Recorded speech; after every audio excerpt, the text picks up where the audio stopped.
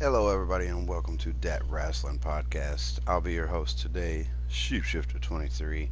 Looks like I'm doing this one solo today, guys. Benjamin Rivers is in the hospital, or no, I'm sorry, he just got out of the hospital. So we wish Ben a speedy recovery and hope he can rejoin the podcast soon. Um, Streetkilln HD is off spending some time with his family for Mother's Day. And Soulamazin is MIA. We don't know where Soul went. He disappeared. So it's just me today. I'm going to break down Backlash, Raw, SmackDown, NXT, all that good stuff for you guys. Um, we're going to go ahead and kick things right off. The pre show on Backlash, not even really worth delving into. Bailey and Ruby Riott. Ruby Riott won. It wasn't a bad match. It wasn't all that great either. And I'm really tired of the whole Bailey and Sasha Banks feud and all that. So we're just gonna skip right past that. That leads us into probably what I think was at least the second best match of the night. Seth Rollins versus The Miz for the Intercontinental Championship, which was the first match of the night. I guess they wanted to make Streetkilln. He's doing stuff for Mother's Day with his family right now, so he's not going to be here. Unfortunately, it's just me today. I don't know where Soul is, and Ben is still recovering from his recent visit to the hospital. So jumping back into this, The Miz versus Seth Rollins. I thought it was a really good match. Probably the best match of the show, if not for the match that's going on here on the game. AJ Styles and Shinsuke Nakamura. Those were probably the two best, in my opinion. So it was a really good back and forth. The Miz is really surprising and impressive to me this year, especially, and last year. Um, no problem, man, Pender. Thanks for stopping by. We appreciate it. Uh, it was okay. Looks like Soul is on the way. He fell asleep, so I'm gonna go ahead and get him an invite sent real quick. B&E is back. What's up, Connor? How's it going, bro? B&E. You mean Bliss and ESO? uh, let's see. Go to party screen. Be right back, guys. Sorry for the blue screen.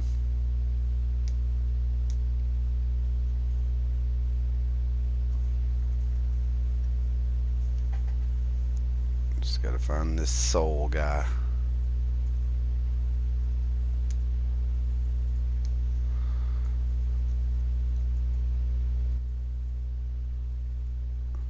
Roman Reigns versus. Oh man, come on, man, Vander. I mean, it wasn't a terrible match, but Roman Reigns versus Samoa Joe wasn't what I wanted to see on the main event of Backlash. Even still, wasn't too bad. Give me just a second. I'm sending Soul a message. He'll be here in about 5 to 10 minutes. So the Miz Seth Rollins, not a bad rivalry. I kind of wouldn't have minded for the Miz to win, and they have a little bit of back and forth for the belt. That would have been a decent feud worth going into, I think. But we didn't get that, so we'll see where this rivalry heads going further. If the Miz continues to go for that belt, or if he decides to go even higher and go for a main title push, I would be happy with that too. The Miz is gold right now.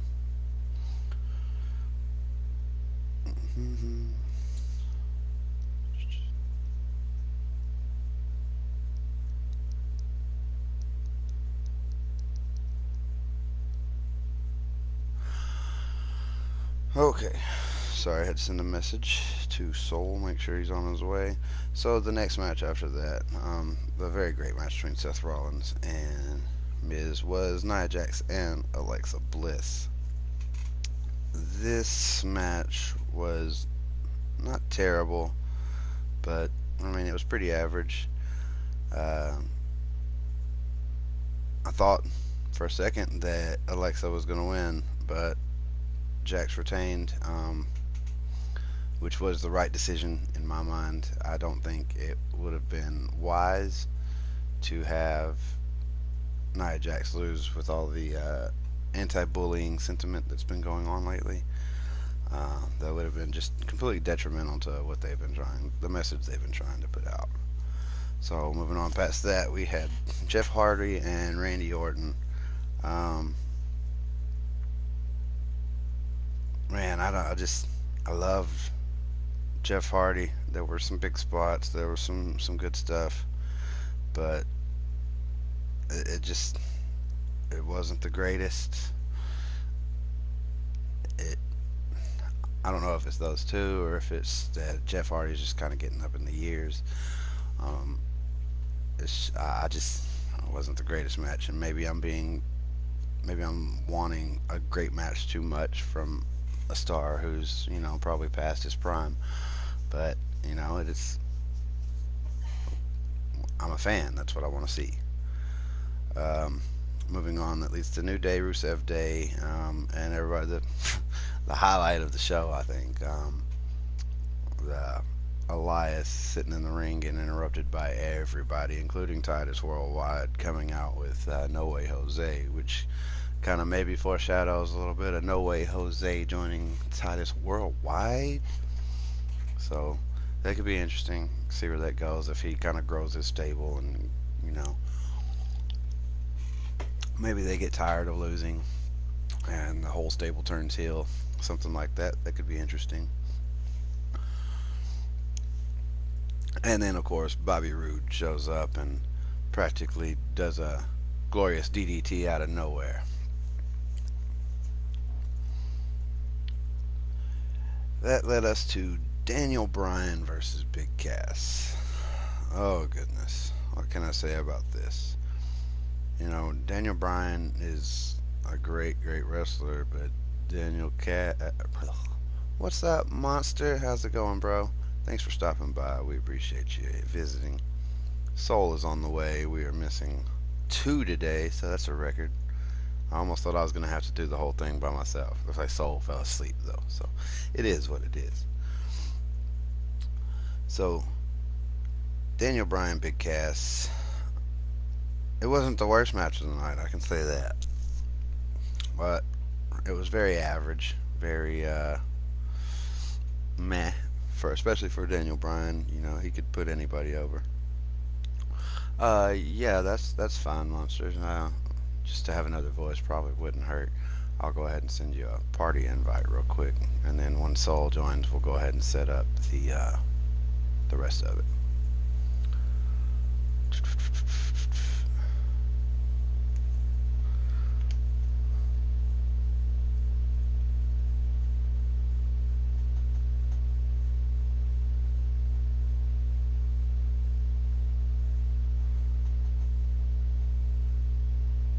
Are you showing on up? There's a bit of a Soulamazin gaming. How's it going, bro? Running a little bit late today.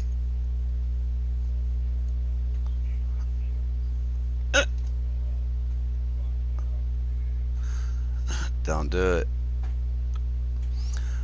Let's see. I'm trying. Monsters is going to join us, kind of round out the group today. I'm trying to find his name here in my party thing, but I can't remember what his PS name is. I just know about the monsters now. So let me know what your PSN name is so I can find you easier, monsters.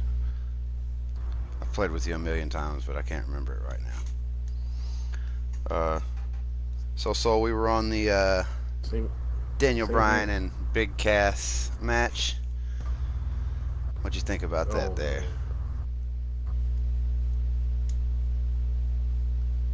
You got any?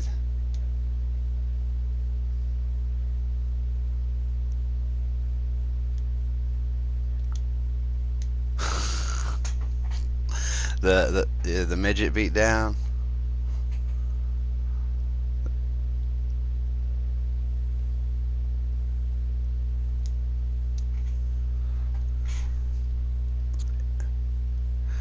It was a really average match, if you ask me.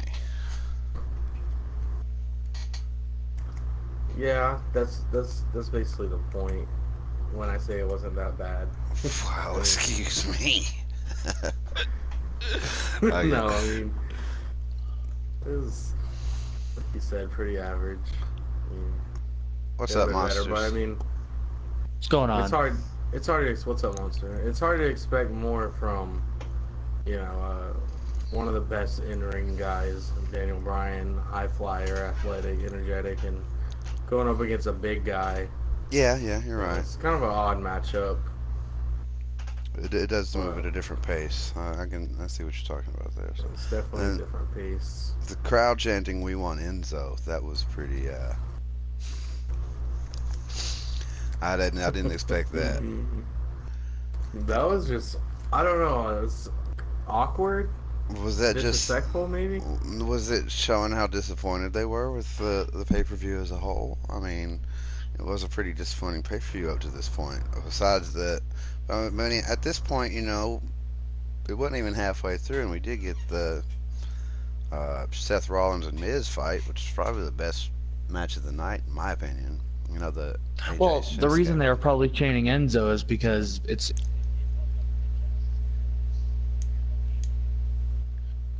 Yeah, you know. definitely. I guess that's a good way to get under a heel's skin. But with WWE and the way everything went out with him, I don't think that I think backstage told him don't listen to the Enzo chants. He's nothing here anymore. So that's Um, pretty much what I think of it. Well, yeah, that makes sense. Like in a storyline based kind of way, yeah, it would piss Big Cass off to hear Enzo chants. Like if you're going roughly based on storyline, but like as far as like real life goes, and the fact of the matter is that Enzo is being accused of rape. no, it got dropped. It's like indefinitely it got dropped. Yeah, the case has Yeah, been dropped. He's no longer Oh, I in didn't any hear that. outlaw. But That's why I was saying it was awkward. he also permanently retired or left some kind of message saying it's been real or something like that. He's not wrestling anymore apparently. Hmm. Good. Now the You think it's cruiserweight, now 205 Live can actually be something good now, though. Look, we got Cedric Alexander. I think it's too late for 205 Live. I'm just gonna be honest, throw that out there. It's too late. There's no saving it because nobody's going to tune in now because it's already been such a disappointment. It's too late. It's almost like they couldn't turn around main event. You know, Yeah, the yeah. people that watch main event are still going to be the people that watch main event, and the people that don't aren't going to start watching. they need to. Or superstars. The only way it'd come back, I think, is if like they brought in Rey Mysterio or something. It'd have to be something big. Yeah, it would have to be huge. But But if it was to go under, then what are they gonna do with all those superstars? They're just gonna get rid of every they can cruiserweight. do what Probably they did. put them on the. Put them on, divide them up between Raw and SmackDown. Yeah, but Cedric Alexander is the cruiserweight champion. So what does that do? He just have to completely drop They his just title. they lose belts all the time. I remember we used to have a European title. We used to have a light heavyweight Yeah, true. title. We used to have a cruiserweight title before this one. Where are those now? That it's not unheard of for WWE to drop titles just out of nowhere for no reason. Or there'd be like a cruiserweight title on each brand. So like Yeah. there's women's and tag team. Yeah, that could be a possibility. But I almost feel like you shouldn't, especially in WWE, you shouldn't differentiate between the weight classes really, because some of the best matches in my history were like Rey Mysterio versus like the Giant back in WCW. Those, And Rey Mysterio. yeah, well that's the same person. But one of my favorites is Rey Mysterio versus Kevin Nash back in the NWO days. That was one of my favorite matches I ever saw. Oh yeah. And so that the big guy versus the cruiserweight is definitely they won't get as many world title opportunities being a cruiserweight, of course. So basically, the point is those were classic matches. Daniel Bryan versus Big Cass, not so much. Yeah, definitely. So from there we went to Carmella and Charlotte Flair. Not an expected win, definitely. I didn't see the. Actually, I really didn't like the way this went. It looked really cheesy. Like, oh my, Charlotte got a boo boo on her leg, and that lets Carmella win by pinfall. Like, I've seen But you know what? Charlotte legit you know what I injured, and You know what I figured out about that match though?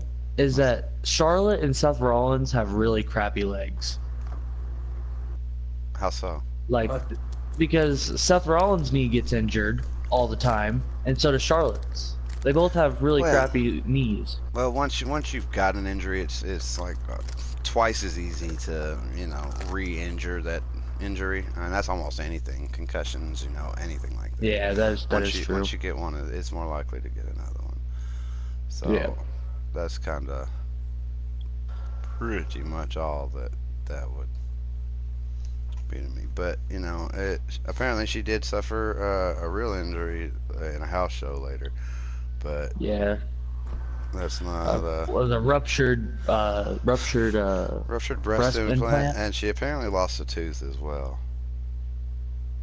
Oh crap! Wow. She's just falling apart. Yeah, Poor Charlotte. She's had a rough couple days. Lost a title match, lost a tooth, busted a boob. It is what it is. But like you said, that's what happens in WWE. When you put your body on the line every night, every day, that's what happens. Saul, if you would show online, I could invite you to this match real quick. Let's see what we can do about that. Yeah. So, Do you guys know how to shut up a system from the fan making so much noise? Because if you hear it in my mic, your that's my PlayStation, system. your PS4. Yeah. I don't hear anything. I can hear it a Alright, little cool. bit, but it's not that bad. It's not very distracting or anything. It's not overwhelming. You're good. All right, good. We don't want that. So, yeah, not a great match, but I mean, it was. You can't expect Carmella to be on the level of Charlotte. You know what I mean? So, Yeah. I take that with a grain of salt, and as far as entertainment, it wasn't that bad. What's up, KZ? Thanks for stopping by. I haven't seen you in a while, Purple.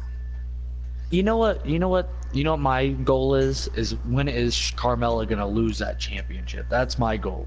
Well, Is they'll to probably keep let her that keep thing it. off. Well, they'll probably let her keep it a while just to let her build that little heel momentum. If they're trying to make her the next Alexa Bliss, she's got to kind of be dominant for a little bit. Let me know when you're but her showing voice online, is so. cringe though. Her scream is so cringeworthy. That's the point. She's a heel. Well, I mean, that's part. They want people to hate I'm her, and online. that's okay. Good. That's a way to make people go for that heel thing even more. If you hate her, then that's what they want. You hate her scream. Yeah, I mean that's all they want. They want you to hate her. And That's it's Vince working. for you. But not a bad match, not a great match. It moved things along pretty neatly. But that leads us to the co-main event, I'm going to call it, because I guess it wasn't even. No, it wasn't. But it probably should have been, or even It should have been the main event. AJ Styles, Shinsuke Nakamura.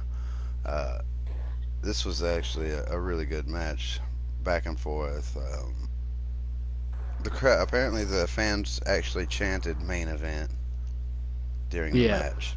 Because it should have been the main event. It was for the main championship. Yeah. Roman versus Joe should not have been the main event. Yeah, it was there was no title. At all. There was They no should've stipulation split for these that match. matches. They should have traded places in these matches.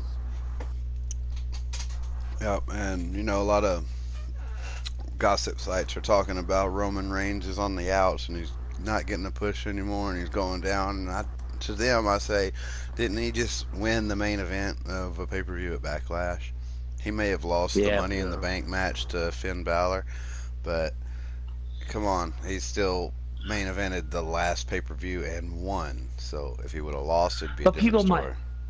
People might be saying that because he's going into a feud with Jinder Mahal. That might be what people are saying. Well, I think the two of them are gonna have a match tomorrow night. He's gonna get another chance at Money in the Bank. I think he's gonna beat Jinder Mahal. Because remember, Jinder Mahal was crying and complaining about not getting a match. And he said it. Kurt Angle told him it. We'll see how you do tonight or whatever. And then he won his match.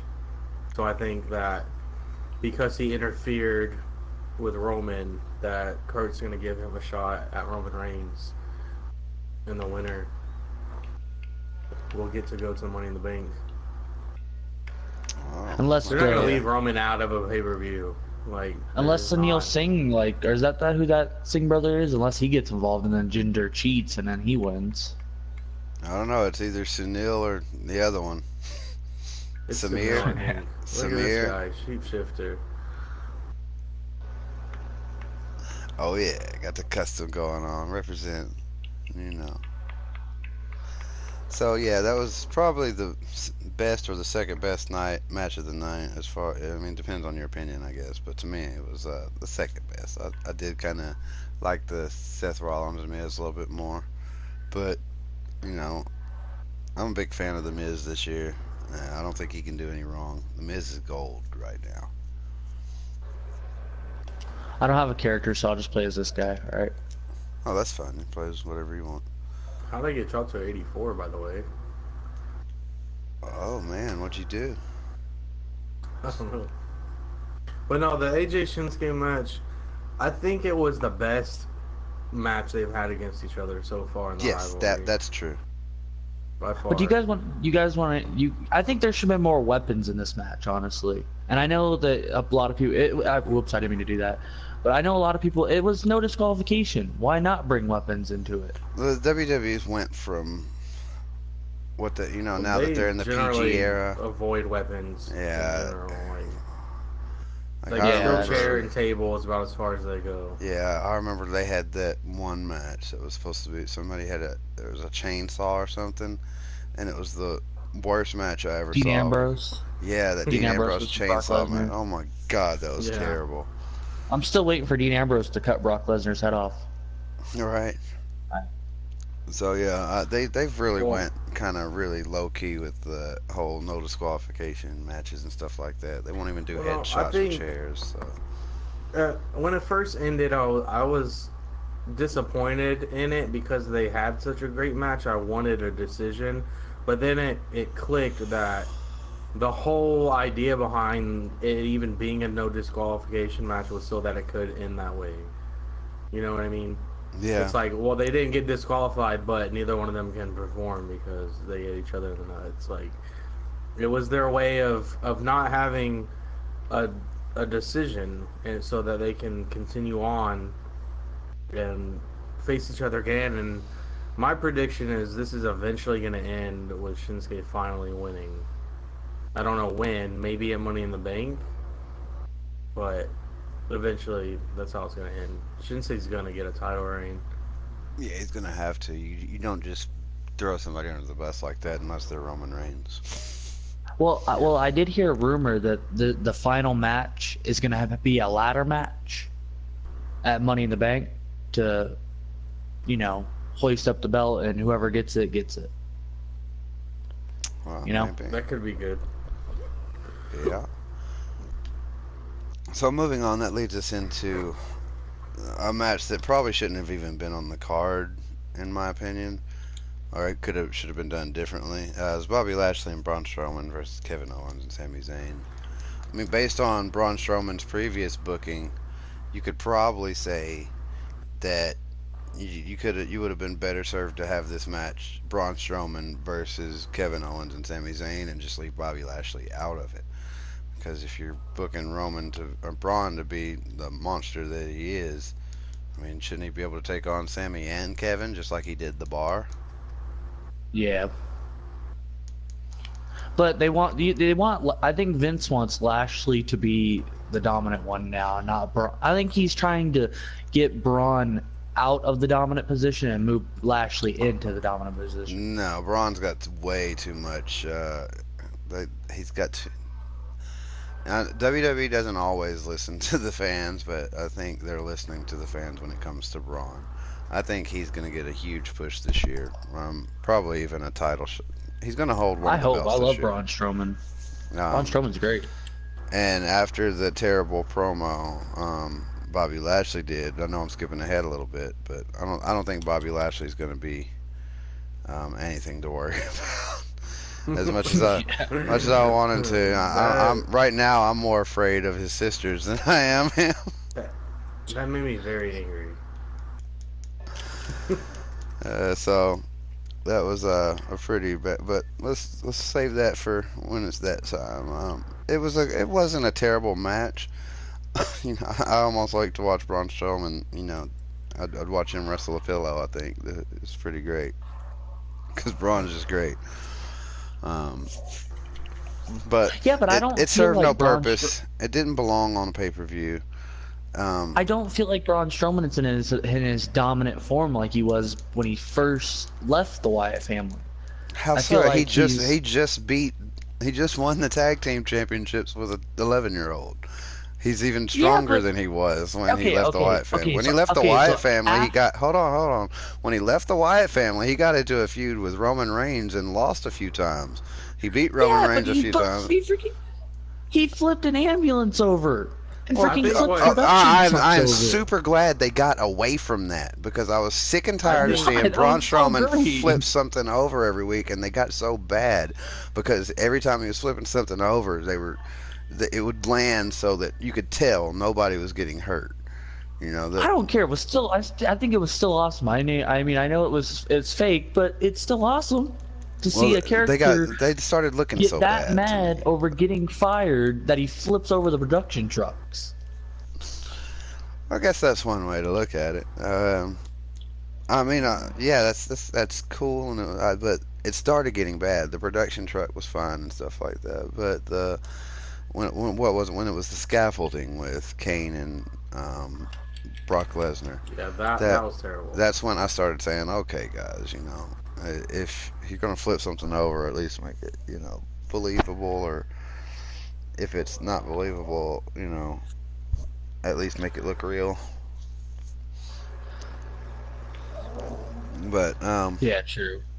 no, Braun Strowman's definitely being booked even better than he was, and you know, Plus, he just did win this was just. the greatest Rumble. I So. think this was yeah, exactly. I think this was just a way to fit him into the pay per view to keep his momentum going. But it's not like people were going to forget about Brock Lesnar. I mean, not Braun Strowman, because Yeah.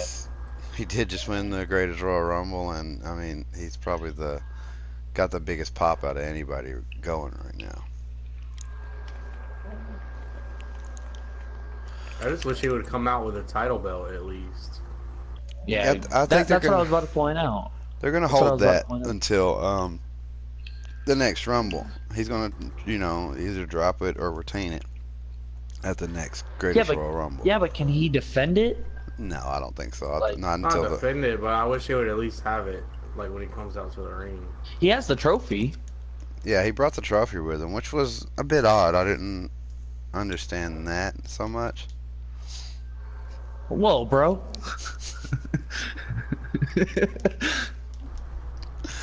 Uh, so yeah, that match was there. It wasn't the best, wasn't the worst, but still, that leads us into the worst match of the night. Samoa Joe and Roman The Reigns. not so main event. As much as I love I Samoa wouldn't Joe, say that was the worst match of the night. what was You know, then? it had. The pre-show match. No, The pre-show match was No. actually pretty good. pre-show match was better than this, and that was Ruby Riott and Bailey. Alexa versus Nia, that was kind of cringe. It still wasn't this bad. Well, I guess it was, but That was pretty bad. That was pretty boring. yeah. At least we got the result that it should have been. If Alexa would have won, that would have been just completely terrible. Yeah. Even though you know I like Alexa Bliss, it's just based on the way the storyline's been going and all that stuff. What's up, Zach Gujar? Thanks for stopping by that wrestling podcast. We're glad you're here. What's up, Zach? Yeah, as far as Hello. any of that goes, I think that the booking was made correctly on the Nia Jax and Alexa, but the match just wasn't very impressive. But Yeah. Samoa Joe, you know, should be able to wrestle anybody and make them look good. And Roman Reigns is actually a good wrestler, so it's almost hard to understand why this was such a bad match. Yeah. It was disappointing for me because as a fan, I'm a much bigger fan of Samoa Joe. I think he's incredible on the mic. He's an amazing in-ring performer, especially for a man of his size. He's an all around great superstar. I said this last week. Yeah, and it's just disappointing that he had to take an L for another desperate attempt to push Roman Reigns. Like, Roman Reigns just got off of getting his ass whooped back to back by Brock Lesnar, and now all of a sudden he is able to beat Samoa Joe. So in a way, it makes Samoa Joe look weak. Because how is Samoa Joe ever going to have a chance to beat Brock Lesnar if he can't even beat the guy that Brock Lesnar just dominated 2 weeks in a row? Well, or not 2 weeks in a row, but 2 matches in a row. Well, see, before Backlash, didn't Samoa Joe say that he, after Roman Reigns, he was going to come after AJ Styles for the WWE Championship? Yeah, and that's another thing I was going to get to, is that maybe they did it so it helps both of them in a way, because now but Roman's going to have hurt him going after AJ, I guess. What, Roman gets Mahal now? That's his No, he's gonna beat Mahal. He's gonna beat Mahal. Or is he? He's gonna go to the or is Mahal gonna get another big push? Knowing WWE, I don't know. They're not gonna do that to. They're not gonna bury Roman by having him lose to Mahal. As much as we may. Wait. Who did Jinder beat to get the title? Randy Orton. Well, I guess that's not exactly Roman Reigns. But it's different. Yeah, Randy Orton is a million times better than Roman Reigns will ever be, but he's a veteran guy. He's not in his prime trying to make it. Randy Orton can do anything he wants, and he's gonna be loved. He's already set. He's a lifer. Yeah, but what is Randy Orton for someone like Roman? Like, if Roman doesn't get if things don't turn around for him soon, it might be curtains for him. Acquaintance. So he's gonna beat Jinder Mahal. He's gonna go to Money in the Bank. There's no way around it. What else are they gonna do with him at the pay-per-view? They're not gonna leave him out of it. Well, they could save Jinder Mahal, and they could save him in Jinder Mahal's match for Money in the Bank. I mean, if you want another low-profile Roman Reigns match. Or that's true. That's a possibility, but I don't see them leaving him out of a title picture. Maybe Streetkilln's dreams come true, and we get that heel turn. Well, that's gonna come eventually. It has to. Maybe this is the precursor. Can it come soon? Can Street dream a little harder, and hopefully it comes true a little sooner? Because the face Roman Reigns is not doing it for me.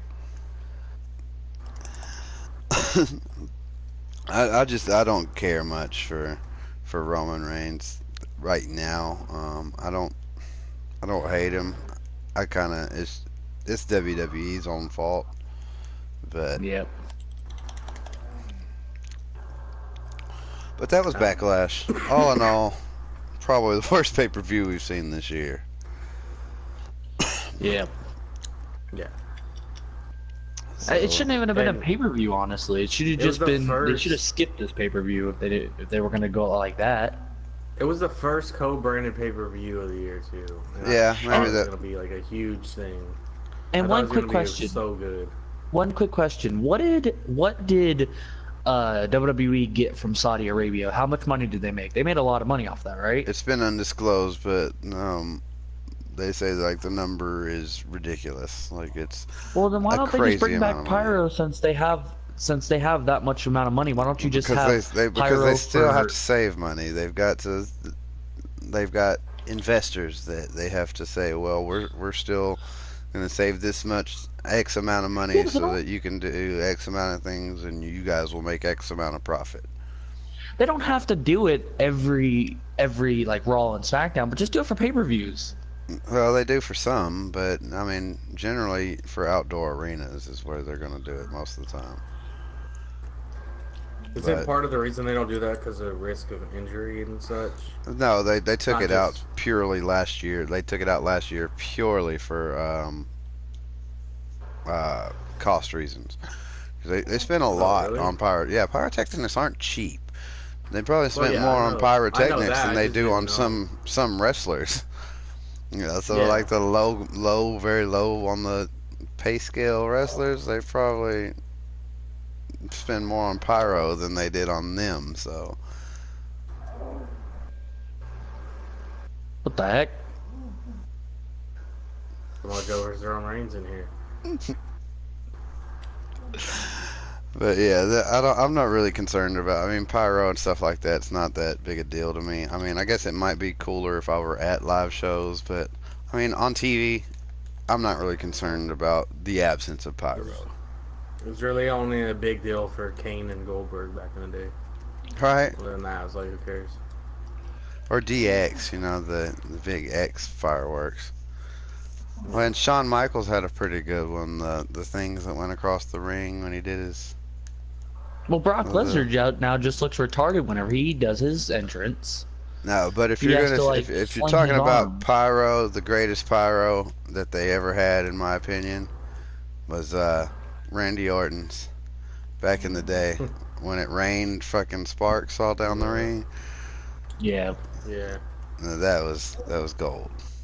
The pyro. So, yeah, that leads us into Monday Night Raw. Let's jump right into the thing. So we're not pushing too long of a podcast tonight. We don't want to be here till 4 in the morning. So, Yep. as usual, Raw started with a little Kurt Angle's intro music hitting. We get Yeah. Braun Strowman coming out. He's mad. Can I throw Yeah. something random, just a quick comment For sure. in there? What you got? That's relatable. I don't know what it is, but it's just something about hearing Kurt Angle's music come on that just makes me happy. Is that weird? It's just as soon as I hear it, I just start smiling. I'm just in a good mood. Like I'm just hyped. Like, oh, there's Kurt Angle. It's gonna be a good day. Like I just There's love that- it because you know he's gonna There's come that out with his shiny little, bald head. come out with his shiny bald head and his big goofy smile and throwing his hands up and he's so happy like a little baby and it's just like, yeah, man, what a time to be alive. I love it. I can kind of agree with you on that. They should just start Raw with him every week. It'd be great. Kurt Angle is I think pretty they great. do. They Don't they pretty usually start out with they pretty Roughly, much do. yeah, pretty much. Sometimes they disappoint us and it starts with Roman and then he comes out talking about how he's there and Brock's not and I was like, Yeah, but that was before Mania. How does Roman Yeah, Reigns' was music great. make you feel? like he's about to complain about Brock Lesnar. That's all I know. So it was coming. I don't want to get off subject. Let's talk about. I had something else I was gonna say, but I'll let you. That led to Kevin Owens coming out and adding his 2 cents, and of course that leads to Kevin Owens being put in in a match with Braun Strowman. But Can I just say something like Soul said? Yeah. Whenever I hear Kevin Owens music, it makes me happy. I smile when I hear Kevin Owens music. I love Kevin Owens. I don't know why. I just smile every time Kevin Owens comes I on. do too. I think he's great. Kevin One of my Owens good is friends in pretty her life awesome. has like 7 Kevin Owens t-shirts. He loves them. Yeah, he's great. So that led into Anyways, back on. that led to the Kevin Owens Braun Strowman match, which was, it's. I was earlier talking about how I didn't understand, how Big Cass and Daniel Bryan couldn't have a good match, but Braun Strowman and Kevin Owens. While Kevin Owens isn't exactly as small as Daniel Bryan, still the size contrast is about, to me about the same because Braun Strowman is much bigger. So, but they put on a wonderful match. It was Oh, yeah. as soon as knew I it was saw gonna this be match, awesome. as soon as I finished watching this match, I got on Discord and I was like, guys, this one match on Raw was better than all of Backlash. It's crazy. And no that, Sami Zayn interferences. I don't think. I think they're about done with the Sami Zayn thing. Sammy and KO thing. I think they're gonna split them up, but they're teasing that every week, so maybe they won't. I'll I'd never like get tired of the Braun bulldozing Kevin Owens into the barricade. Oh man, how many times did he do it? Did you remember the one from this match? He literally ran an entire lap. Yeah, he did a around the lap. ring and then hit him. I was dying, dude. And I feel Kevin bad Owens for is so Kevin great. Owens He every can time that sell happens. anything. Yeah, So Like bad his for facial Corbin. expressions just make the match that much better. Kevin. Well, you can tell that like when he's getting hit with it, like he's doing the backflip himself. But that's even more impressive Yeah. than Yeah. taking a clothesline and getting backflipped. It's like Kevin Owens is literally doing a backflip, to sell this move. He's If he just doing. stood in the ring by himself and did a backflip, I'd be impressed. Yeah, Let I mean, alone while getting hit by Braun Strowman. this is Kevin Owens Heck, he could land doing on his. standing backflips. He wouldn't even have to land on his feet for me to be impressed. Well, he's not landing on his feet, but that's the best part. So, yeah, I This is mean, great, man. I love Braun Strowman. Oh. I love Kevin Owens. This was gold. I mean, there's no way around it. It was a great match, and it's crazy that that's Monday Night Raw we're talking about, because that's not usually the way we're talking about Monday Night Raw. It's like we got some comments in here. I'm not gonna. I think what he was trying to say is something completely different, but he can't spell. Or maybe that's another language. I don't know what I it think that's is. another language. But it started off looking like somebody was trying to spell something very offensive. So we're just gonna leave that at that. Uh, that led to No Way. Next match was No Way Jose and Titus Worldwide versus the Revival and Baron Corbin. And can I say that maybe we're getting a little bit of a stable here? A little bit of a stable. Speaking of Enzo A Amore, little bit of a stable. A little bit of Titus Worldwide and No Way Jose. I can see it. And just wait, like I wait, said, wait, wait, wait. What? Wait, you mean Titus World Slide? Oh, yeah. Titus World Slide? World Slide. So, I'm of the opinion that, especially after the Royal Stumble, that Titus should get a big push. Maybe not a title push, but definitely something to put the spotlight on him, because that was great, and you've got to just market that. And I think they're doing that. And one thing that I would actually like to see, and it didn't dawn on me until it started happening at Backlash, would be for Titus Worldwide to sign all the fun, quote unquote, fun acts. The No Way Jose's, the well, not necessarily. You probably couldn't get the New Day, but the No Way Jose's, the Breezangos, the stuff like that. The gimmick people, Gold Dust, even. Just to hire all these fun people, and then it would be like this kind of angle where they're promoting almost like New Day positivity and fun and stuff like that, but it would eventually start to get into heel territory where they're promoting it so much that they're being not exactly going about it the right way. Was this match on the Hulu version of Raw? I don't remember seeing this. No, it wasn't. I actually got lucky that day and was able to watch it live. They cut Raw's like 90 minutes on there, It's right? only On 90. Hulu? Yeah, it's only an hour and a half on Yeah. Hulu, so you miss half of Raw. It's really unfair. Yeah. That's the only reason I've recently started watching it on. Let me go ahead and put that. I'm watching it on pirate sites. You want to arrest me? Go ahead now, government. Yeah, but they don't give you much with Hulu, so you have to kind of. I mean, Nope, I watched it on the pirate site. I still pay for Hulu, so I mean, they're still getting their money from me. But I'm watching it on illegal websites. I'm kind of glad. I'm kind of glad that I did miss this match, because I would have raged so hard, because I did not like Baron Corbin or the Revival at all. And I think that No Way Jose is really entertaining, and he deserves a push. And Apollo Crews is an amazing in-ring performer. And Titus just came off of this the whole World Slide thing happening, and they even selling a T-shirt. Like this would have made perfect sense to give those three guys a victory. Like, screw the Revival and Baron Corbin. Who cares about them? No one wants to see them get a push. Streetkilln and Benjamin Really? Rivers in the stream. What's up, guys? What are they doing with the Revival and Baron Corbin? Nothing. Why did they have to win this They're definitely match? not reviving them.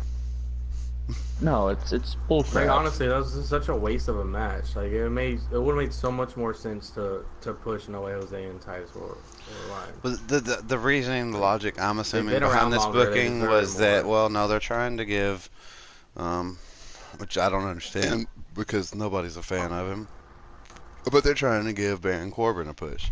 So that's why Baron Corbin had to come out on top there. Hit rematch if you would, Monster.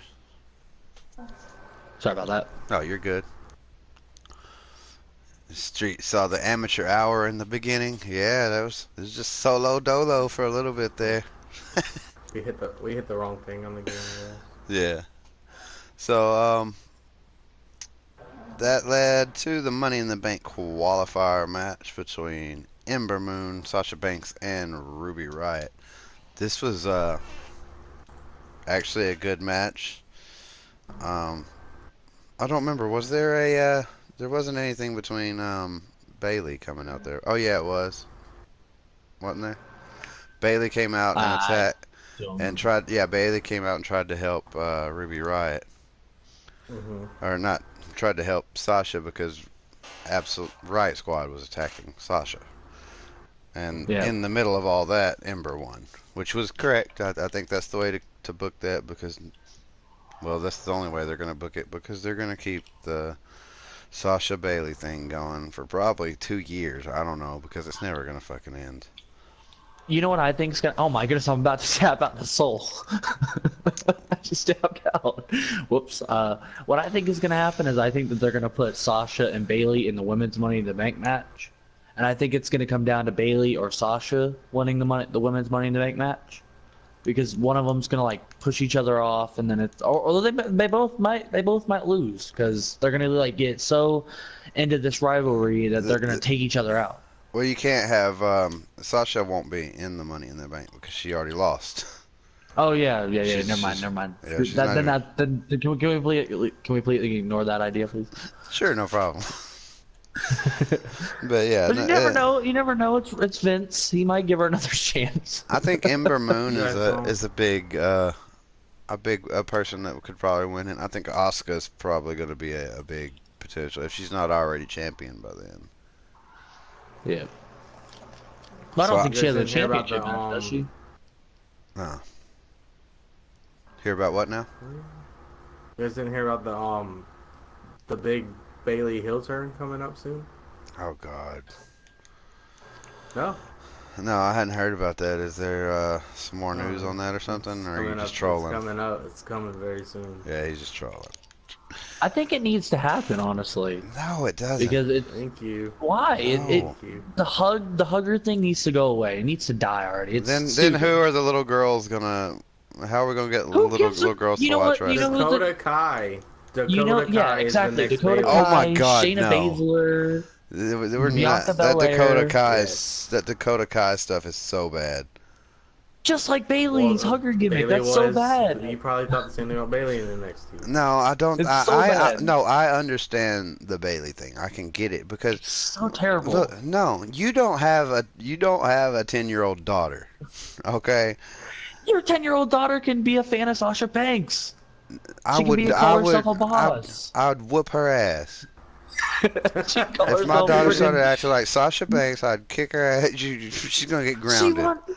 You want your daughter to act like a heel? Because that's what if that's what Vince wants to do, then that's what Vince is gonna do. And if he thinks that Bailey should be a heel, which I totally agree with, then it should happen. I don't think. I'm tired of the hugging life, man. It's She needs okay. to quit hugging I and understand that it's start not. fighting. I understand that it's not for you, but that's the point. It's not for you. It's for It 10-year-old is for me. girls.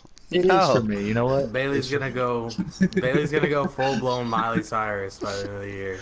Oh God! Please tell me she's not Pour out her gonna head shave. She's gonna start twerking. No, I agree. I understand the whole. It's for. Julian younger says to girls, talk but about Carmella knocking Charlotte's not for teeth out. everybody. I already I get did it. that, buddy. We already talked about the Charlotte losing teeth. We didn't go into it very much. Now, yeah, Street. We already talked about Charlotte's boob busting, so got that. Yep. But I Hey, definitely Street. think Ember Moon was the right choice to win that match. Sheep check Apparently, Discord. they're really high on WWE's really high on uh, They're Ruby They're really Riot. high on Ember Moon. No, entirely Ruby high Riot. on something. Well, yeah, that too. But they really like Ruby Riot apparently. So I was, I expected it to go either Ruby Riot or um, Ember Moon. Or Bailey. You never know. She could be added into it. Sasha might screw her over. Oh, you left. Oh, okay, that's computer. I can't invite you till the match is over. So we'll have to finish this match. Uh, Monster, go ahead and pin Soul or beat Soul, and then we'll re-invite him. He's rolling out of the ring. Okay, pin me or whatever. You got one win, so it'll be faster for you to win. Welcome Ria from India. Rhea Bizwise, how's it going, bro? So, Yes, Street. yeah, the next match was Chad Gable, Jinder Mahal. I guess it's the way it should have went because Dang it. Chad Gable already beat Jinder once, and that can lead to their, squash match. So that'd be a good thing for them. Maybe to get Chad Gable a little bit more exposure, and maybe hopefully to bury Mahal a little bit deeper. Yeah. Yeah. I could take that. This could have been a squash. This is one of those matches that could have been a squash match for either contender.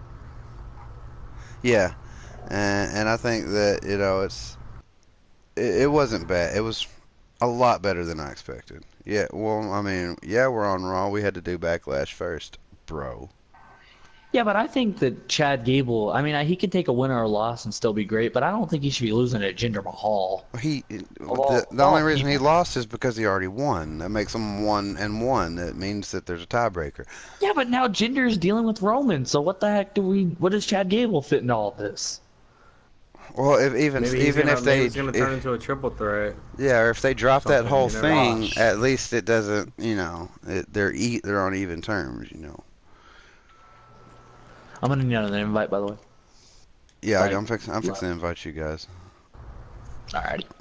So that we're just gonna go straight on into the next one, unless anybody has anything to add about that. Which leads one more thing, which leads more into the whole thing that Roman and Jinder are gonna have to compete for a shot at Money in the Bank. Roman's gonna win, and it's gonna leave Jinder open to continue feuding with Chad Gable.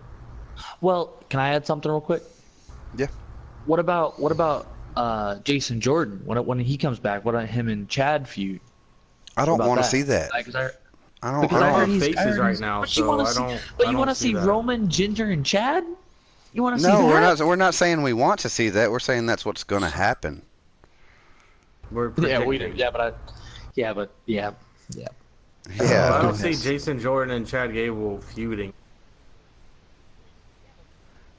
Even if they weren't, I think it's good that Jason was injured because I don't want to see them feud. That's probably what they'll try to do. I think the only way they would feud is if Jason Jordan came back as a heel, because people hated him so much before. So I think that he needs a heel turn as well. Yep. Why are you lying? I heard he's clear though. I don't. He is clear, and I don't know all the crap that we talked, all the jokes that we made. I mean, it was like the whole thing was entertaining. Like he made me laugh, and he is a great wrestler. You can't take that away from him. He's a Street awesome wants wrestler. to see Roman versus Brock again.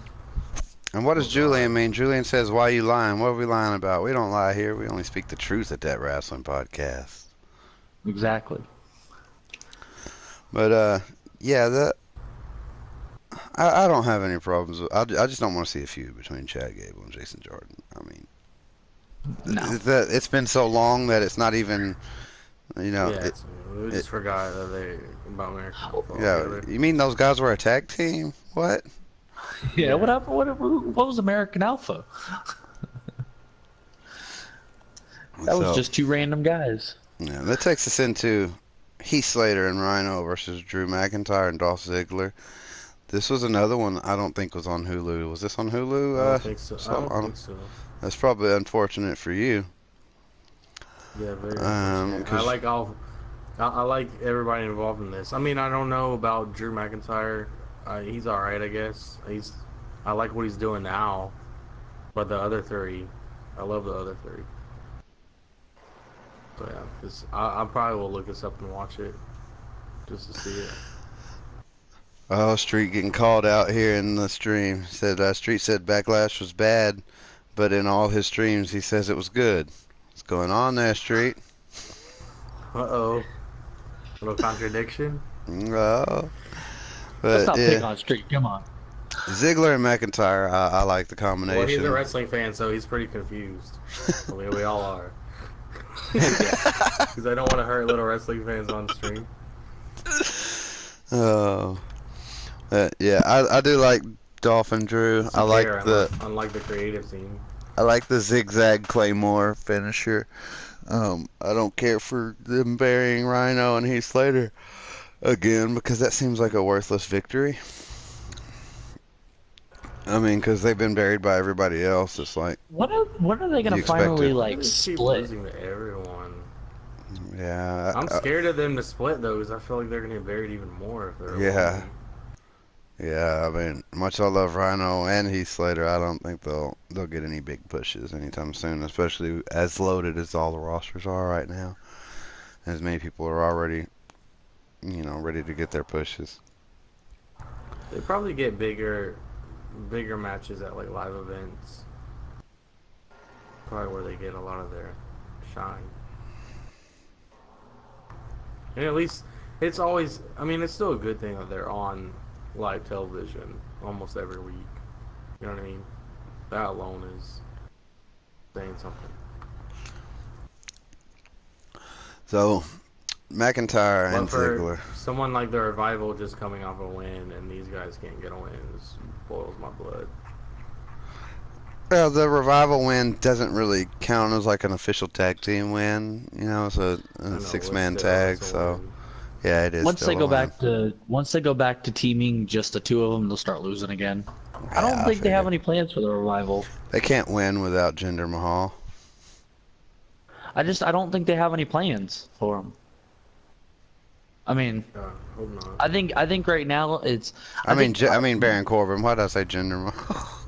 Same person. Before the Revival actually get a tag team championship match, I think that Ziggler and McIntyre will get a tag team championship match before the Revival do. Yeah, definitely.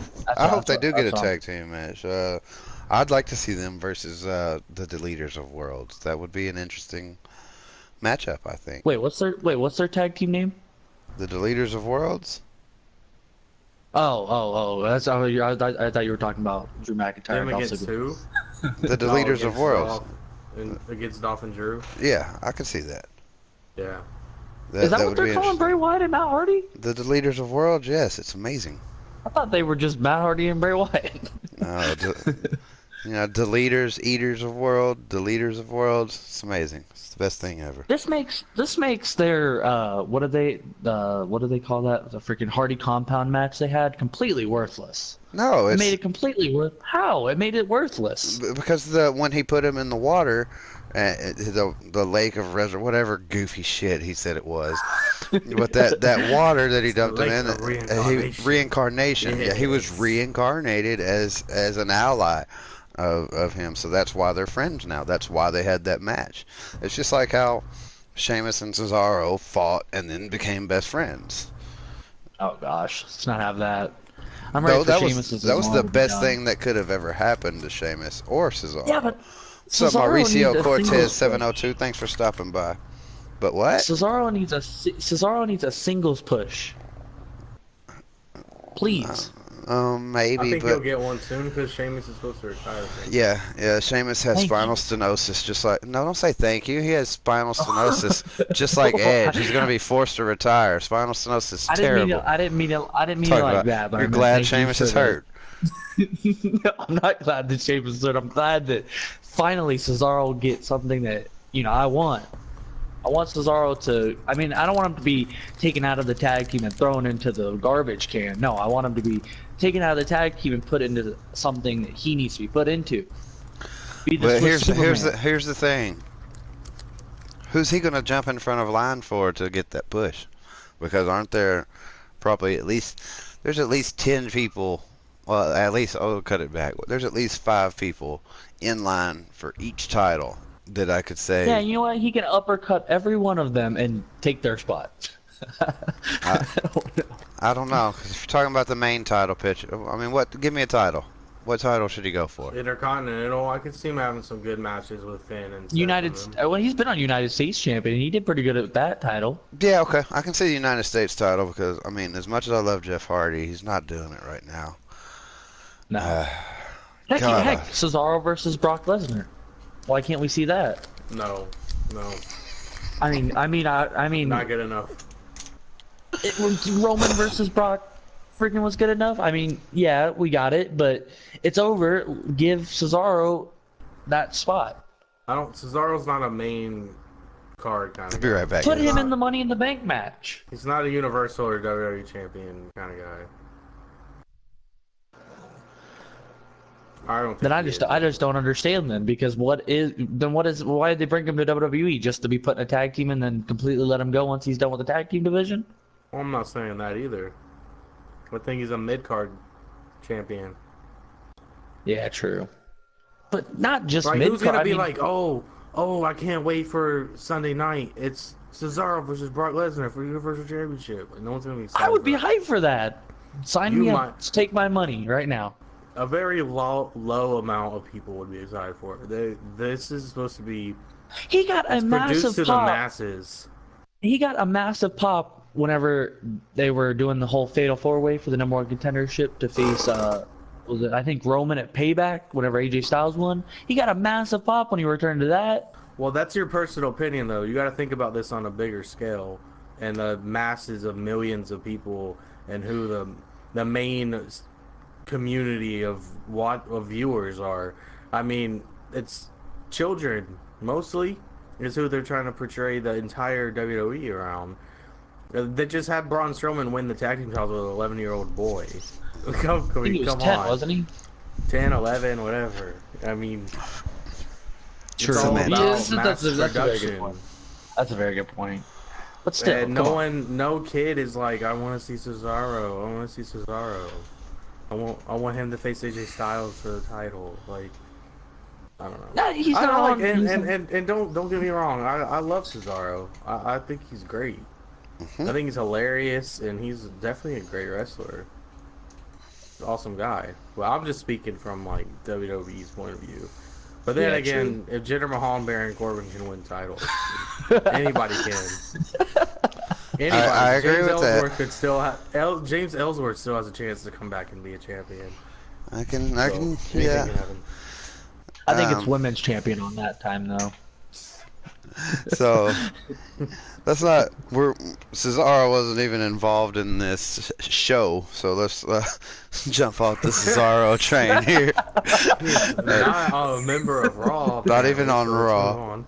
So let's go to Bobby Roode and Elias, which I thought was Gosh. great. I love both of these guys. I especially love Elias. I mean, I'm Yeah, but Little that's bit the bummed third, out that he that's like lost. the 4th time we've seen that match. That's like the 4th time we've seen I it. don't care. Can't we get this something was- else out of it? It's building to Not- something. It's building to not- it's building to a Money in the Bank. I think it's either building to a Money in the Bank qualifier, or it's going to build into something that's going to. They have been working each other ever since the shakeup. They've been wrestling each other pretty much, but. And I I love think that was, Elias I think that really. was the feather on the cap. Really, The and way honestly. he starts his matches though is great, Elias. The way he dims the lights and then starts singing and talks crap about the city that they're in, and they still cheer him. And they still say his walk depends with on Elias, stuff like how that. bad they still do the walk with Elias even when they boo him, because like New Yeah. Jersey wasn't very happy when he started talking about Bruce Springsteen. I was. Oh, I did too. I don't care for Bruce. I But... love the trolling. Oh yeah. So I don't even know good. who that is, honestly. Oh god. Alright, moving on. I'm biased about this match because everybody else loves him. I don't know. I don't know why. It's whatever. But I cannot get into Bobby Roode. I try. Look, I every know who week. Bruce Pritchard is. All right. Every one of his matches, I try and try and try, and I'm like, I just can't. I just don't feel anything from it. He's just boring to me. Like his whole gimmick is so played out and just. Okay, let me add I real hate quick. his gimmick. I did just kind of lie a little bit when I first started. I said that I love both these guys. The truth is, I love Elias, and I'm like, Yes. okay, I'm still on the He's fence great. about Bobby Roode, but I think it's because I think Bobby Roode hasn't had. And as much as we say, I hate saying it, he needs to go heel. Bobby Roode should never be a babyface. I don't think it's like Samoa Joe being a no. babyface. I don't want Samoa Joe to ever be a babyface because I want him I to don't be able to like talk twerking all the Bobby trash he Roode. wants. No, that was great. Twerking That was- Bobby Roode was Yeah, but- hilarious. Greatest thing he's done but in he the- wouldn't have in the done that if he WWE. was a heel, though. So if you love it so much, then why do you want him to turn? Why do you want him to Well, turn? That- heel? that's the one greatest thing. Yeah, he's that's done. one thing, you know. I would, if he's gonna be a face, I would rather it be a funny face than a fucking serious. I'm trying to be a good person here face, because Yeah, that's not by. gross. This If is you're gross. trying to portray the Bobby Roode, you know, I wear the best clothes, robes, glorious. You can't be glorious and you can't be you vain need to and be be cocky a and self-centered. yes. to be You can't be glorious. vain and Like, cocky and be a face. what kind of sweet, humble person goes around saying, "I'm glorious"? You Exactly. don't. Bobby Roode. That's not a humble thing to do. It just contradicts itself. So he should definitely be heel. But I liked the match and I like the pair, Elias and Bobby. So that was my Yeah. takeaway from that. And it's probably over now, so maybe they can both move on to better things. I don't know. We've seen it like 4 weeks in a row, so it might not be over yet. I think it's think the they're feather on the just- cap. I think another one of the problems is there's just way too many damn baby faces in the company. There are. Right now. There's Yeah. not enough good heel work. Everybody's a baby face. Everybody's a role model for you to look up to. Like, we don't need 50 of them. Like, chill out. Like, it's, Is it? I don't even. I can't. I don't It's even think I making can me name. sick. I just maybe want- Baron Corbin, but I just want the WWE's ratings to go down so bad that they turn around and just do a whole nother Attitude Era because they're fucking desperate. That's what I want. I want Stone Cold to come back and just, stunner Bailey, stunner John Cena, stunner Daniel Bryan, just stunner everybody. Just pour beer all over. Just be done with it. I'm just done with maybe it. not Daniel Bryan because he's still got neck issues. No, he's getting stunner too. Neck issues or not. No, there's no way out. Okay. Yeah, and he didn't have neck There's issues. no It was way out. concussion issues. Oh, I thought it was there. All right, never mind. He's getting stunnered. Screw Uh, it. Everybody's getting stunnered. actually, the neck issues are Stone Cold Steve Austin. So Kind of ironic, isn't I think, it? but I think Roman will be a first on those stunners though. Oh yeah, that's what Roman needs. And not Stunner even with Stone Cold. like a safe stunner, just full out stunner, neck freaking, just straight up. No, but that was a little miniature rant by Soulamazin. My overall feelings on the company as of right now, I think it's just too much happy-go-lucky shit going on. I want to see people getting beaten to death and blood everywhere and oh, that's what good Brock storylines, Lesnar's some for, real though, good right? storylines. I want to see some titles getting Yeah, but thrown where over is the Brock bridge Lesnar? and A good question. Where is Brock Lesnar, Soul? I don't know.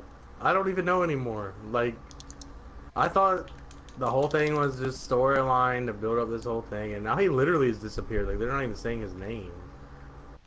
Like, I don't know what's going on. Like, they're acting like. Well, they don't the want to Universal- pay him They're as acting like much the money as they Universal have to. Championship doesn't even exist. Like, no one's even trying to get it. Like, everybody's worried about Money in the Bank, but they don't even talk about the title. Like, I guess the title's disappeared with Brock. I don't know what's going on anymore. All right, so moving on into Seth Rollins and Mojo Rawley. Um, Another great match, which makes I can't understand how we could have all these great matches on Raw, but the very night before, one night away, you couldn't have a single good fucking match. How can you have a Bro, Raw Monday main Night Raw event? better than Backlash. How's Well, Monday Night well, Raw can I better can than I a pay per view? can I can I It's can I can I correct you on that one? Go ahead. Can I correct you on that one? I think that Rollins versus Pretty Miz was cool. actually pretty dang good. Well, that's one match out of Oh yeah. Yeah, but you see, that's Seth freaking Rollins for you. He puts on the best matches out of the They whole put the night. best. They put the only good match on first, so hopefully you'll watch the rest of the show, thinking it'll Yeah. also be good. And then You get already to be the end, tired you're off like, of wow, that, I so got you played. stick around. You get to Samoa Joe holding Roman Reigns by the neck for 30 minutes, and you're like, shit, they played me again. And this is what I didn't expect. I mean, I know Seth Oh Rollins my goodness. can have a good match with anybody, but I really didn't expect there to be a Yeah, good but match with Mojo. Mojo Rawley. I didn't expect to be into the match. I didn't expect to be interested in the match, but I was very interested. I was like, wow, this is a lot better than I expected. I came away actually a little bit hopeful for Mojo in the future, but not really. I think they must have some kind of plans for Mojo to even put him in this match, because it made him relevant again for a minute, because it was such a good match. Yeah, but did him and Ryder even really get a feud? They had they had like 3 matches. Yeah, well, they had 2, I think. I think Ryder lost both of them. Like he pretty much squashed Ryder. How about Ryder making an appearance? Oh yeah. Or was that Raw? Was that on Raw? No, where was it? I don't know. Was If that it's on SmackDown? I don't it think was that Raw. Ryder was on. Yeah, Raw. I don't think he was. Ryder didn't. Oh yeah, come- he was. No, it was the Kurt Angle segment. Remember whenever you Yeah, were he's sitting in the, back? yeah. It was Raw. Yeah. Oh he's yeah, in with the Jinder back. Mahal. Yeah, Yeah.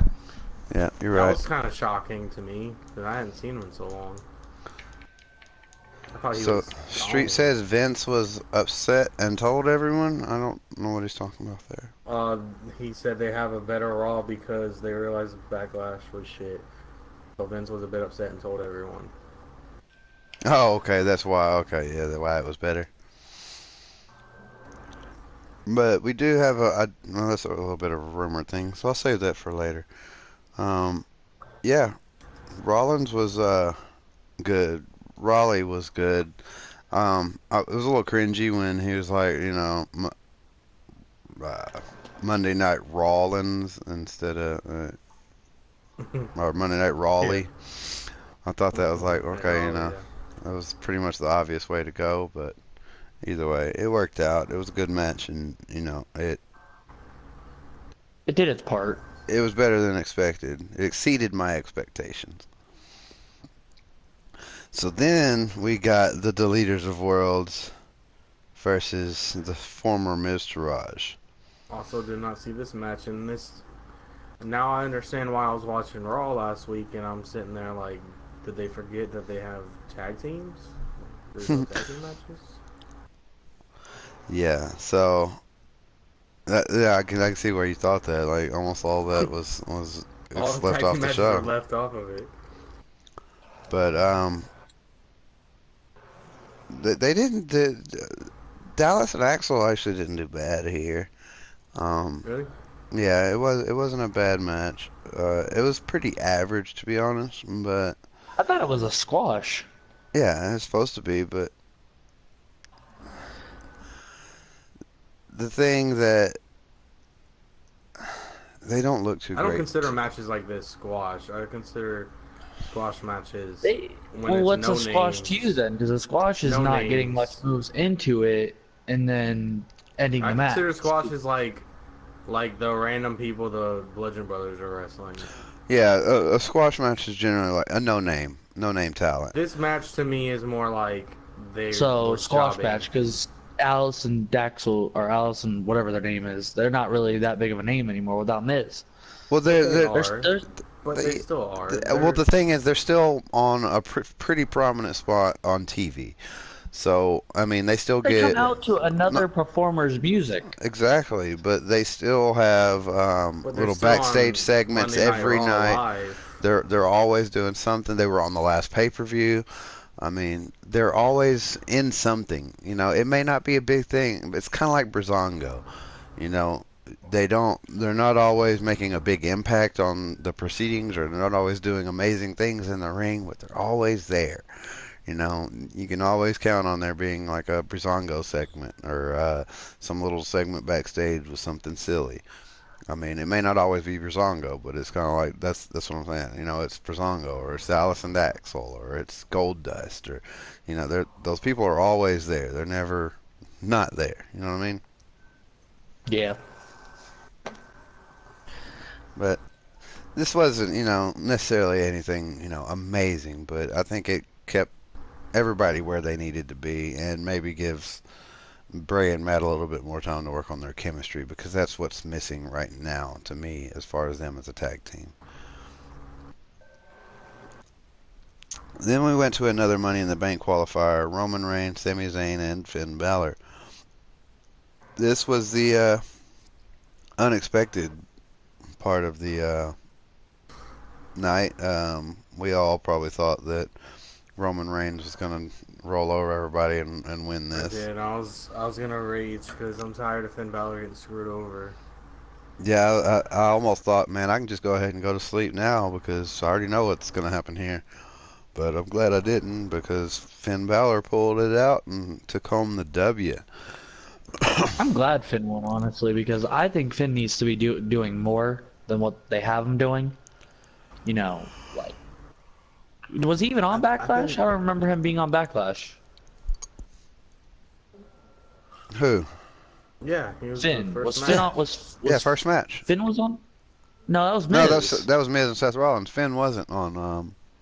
Oh no, that's right. See, Duh. the poor guy needs something to do. Oh, that's right. Finn Yeah. needs something to do, and I think that Sorry, I him was winning the Money in the distracted. Bank qualifier, he might actually win the Money in the Bank. Honestly, I wouldn't be surprised if he did. I what I would like to see. I don't know. I think maybe it would make sense if Finn Balor won the Money in Bank and then went after Brock because he never got his title match. Rematch. Yeah. Yeah. So that would make sense. But this is the WWE we're talking about. Yeah.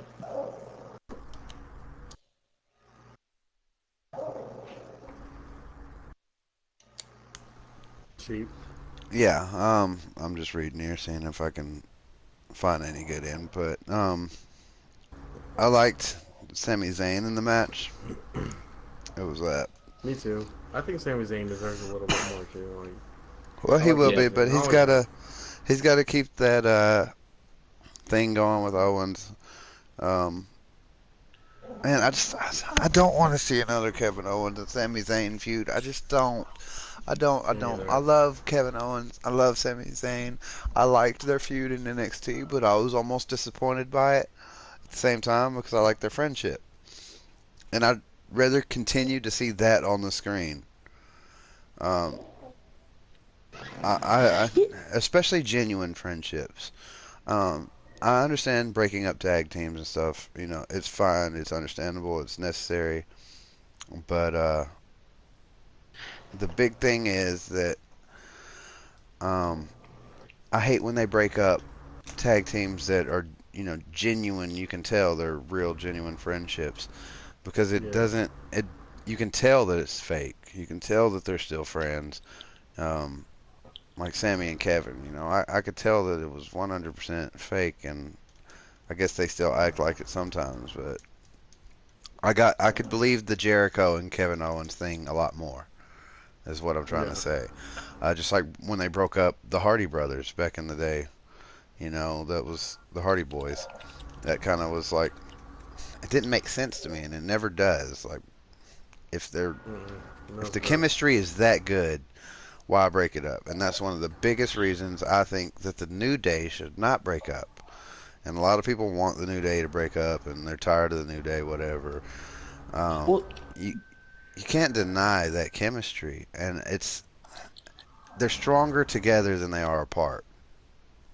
Well, when you want to hear, can I give my opinion on it now? And of course, that's what we're Why here did for. they why did they come over to Raw just to break up? I mean, on SmackDown they were the two most dominant people. They were taking out Shane, they were taking out friggin' Bryan, they were taking out everybody in the backstage locker room, and then they come over to Raw just to break up. Who knows? I mean, that I makes mean, no I sense. don't think they're gonna break up. They shouldn't. I agree with Sheep on this one. I think that they should. I love Kevin Owens and Sami Zayn as a tag they team. shouldn't break up, but there's a lot of signs pointing to it. There's a lot of tension all the time, and they're always halfway turning on each other. I mean, maybe that's part of the dynamic, and if it stays that way, and that's what they keep doing, that'll be fine because it keeps us guessing. It keeps us thinking they're going to break up, and Yeah. then they stay friends the whole time. They can maintain a friendship through that, that's pretty awesome. But I don't think that's the way it's going to go. No, I think it's gonna. I don't see them breaking up though. I don't see what. I mean, I see Kevin. I mean, they did have separate matches on Raw, but I just don't see what it's gonna like. Is it like you said? Nobody wants to see another Kevin Owens and Sami Zayn feud. Because in NXT, that was enough out of that right there.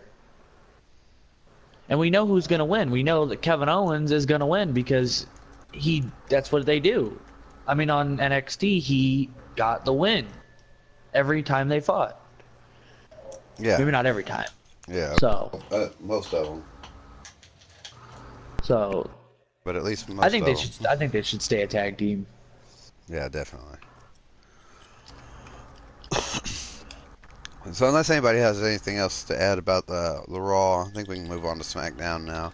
Well, we forgot about the whole coup de grace from the outside onto Roman Reigns, and then him flying over like he's Superman. Yeah, That happened. that was pretty great. All in all, Raw was 1,000 times better than Backlash could ever even think about being. Yeah. It was better for me, and I didn't even see all those tag matches. Yeah, you missed That half would've of made the it even show. greater. I just can't get over it. So, moving right into SmackDown, we started with The Miz and Jeff Hardy. Not a bad match, actually. Finally, I get a little bit better of a Jeff Hardy. He still looked a little bit slower than usual, but I mean, it's to be expected. But this was a lot better than Yeah, the Jeff I Hardy thought match that was match on better Backlash. Yeah, I agree. It was better than Jeff and Randy. Why wasn't that match like this? That's what I was thinking. Why is this match so much better? It's not a pay-per-view. It kind of wasn't fair. Go ahead. I'm liking the way that how Miz is going now with not running away as much, and he's actually fighting the matches and he's countering moves into roll-ups and stuff like that. I like that.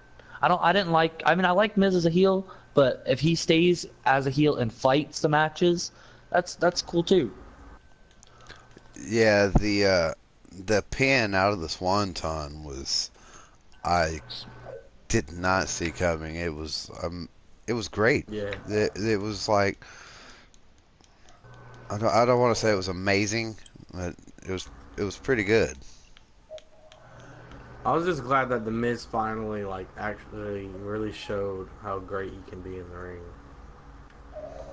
Yeah, 'Cause, definitely. I mean, he's been wrestling good, but like Monster was saying, he was doing a lot of the interference from the Miztourage and the rolling out of the ring and running away and the cheating tactics. Like this match, he showed more of his true wrestling side, that he can go toe to toe. And that's what we want to see. We don't want to see. I mean, he is a heel, yes, and heels do tend to run away sometimes, but they don't always have to run away. Yeah, it was kind of overkill before. Like the Elias running away from Braun thing, that was amazing. Like that's a good example of running away. But see that works because Braun's such a monster compared to Elias. He's not a little dude, but Braun's like 10 times his size, and that would scare anybody seeing Braun Strowman's scary face coming towards you. Not even scary face. That's kind of offensive, but like scary freaking human being coming at you, running full force after you. That would scare anybody. I mean, Miz about crapped his pants when he saw him get out of a garbage truck. So. Yeah, I'm loving the Miz right now. I kind of could see the Miz being a dark horse to win the Money in the Bank. He's been pretty amazing and solid all year, but I definitely think Braun Strowman's going to win Money in the Bank this year. Oh yeah, but I think Oh, Finn's yeah. gonna win, honestly. You think Finn's going to win it? That's another option, but I mean Braun Strowman. Well, the only way is if they like all team up and knock him out of the match, and then somebody else wins. So that there is a possibility that they could do that without hurting Braun Strowman's momentum or his booking. So yeah, you're right. But it would give Finn Balor, it'd give people like, whoa, is Finn actually gonna cash in on Brock Lesnar? Well, I mean But does he it's have? been teased a million times, so maybe. Does he? But does he have to cash in on his brand, or can he cash in on any brand? Yeah, I think it's Right. any. Yeah, it was any because. But I think they had to. Did they have to declare? No, they didn't even have to say which one they wanted to come out for, did they? No, I It was think it's generally literally whatever just. it was generally whatever show they were on. I think if WWE was smart, they would have somebody go for a belt that's on a show that they're not on, just to kind of add more storyline stuff, like bring them over to another And roster and that include that in there. But and that give us Finn versus AJ Styles, which we got before, and that was great. It was a great match. So why not do it again for the championship? yeah, So. so I don't into think it's the gonna be. Sorry to cut you off, but I don't think the winner of the Money Bank is gonna go after AJ Styles. They have too much storyline going on over there for that. I think True. the winner of the Money Bank is gonna have to be the next contender for Brock. There's too much But going on SmackDown. You got they AJ don't and Shinsuke. You got Samoa Joe going after it. Like, there's too much. Like, they're not gonna throw somebody else in there. But There's can I absolutely intercept to nothing that? going on with the undisputed titles Can I or the intercept to that? Universal. I mean, yeah. They don't have to cash it in right away. They can cash it in at any time they want. So it doesn't have to be, Shinsuke Nakamura could win the championship or it leaves the suspense of when whoever wins is going to Well, I cash know, in. but I don't want to see them wait almost a freaking year to do it again. I don't want to wait until WrestleMania again. I think that that's generally It's been way for too like the long. past Like, at that point, I started to not care. Yeah, good point. for like the past 2 3 years, all the Money in the Banks have been cashed in at least 6 months later. It feels like, and I mean that's fine. You draw it out. I think they did it the right way with Carmella. They had a few bad moments where it was like really, but there were a few little moments where she failed, almost cashed in and failed, and it was like so close and. But this happened, this happened. Sometimes it didn't work right, but I think overall, big picture, it worked to sell Carmella in a way that you couldn't have got her over otherwise. I don't think because she's not that great in ring. And I mean, she practically admits it when she's like, "I beat Carmella," and she's so excited and proud of it because, yeah, I mean, it's pretty unbelievable that Carmella would beat Charlotte. Did I just say I beat Carmella? Yeah, Yeah, I I was beat like, Well, Charlotte. let's. Yeah, she said I Well, beat Charlotte, and she's legitimately proud of that, and she almost can't believe it. And that's proper booking for that. And as far as holding well, the Money in the Bank over a long period of time, in that case, it was right. I think if anybody wins it this year, they should throw every. I mean, it would surprise everybody more if the very next night, that Monday, the Money in the Bank winner cashed in, because we haven't seen that in a while, and it's yeah, not. but that just depends if Brock Lesnar's there. No, I You know mean, what I'm saying? if you're acting like it's coincidental, but if they want Brock Lesnar to be there for that, he'll be there. It's WWE. It's not like he really just shows up whenever he wants to.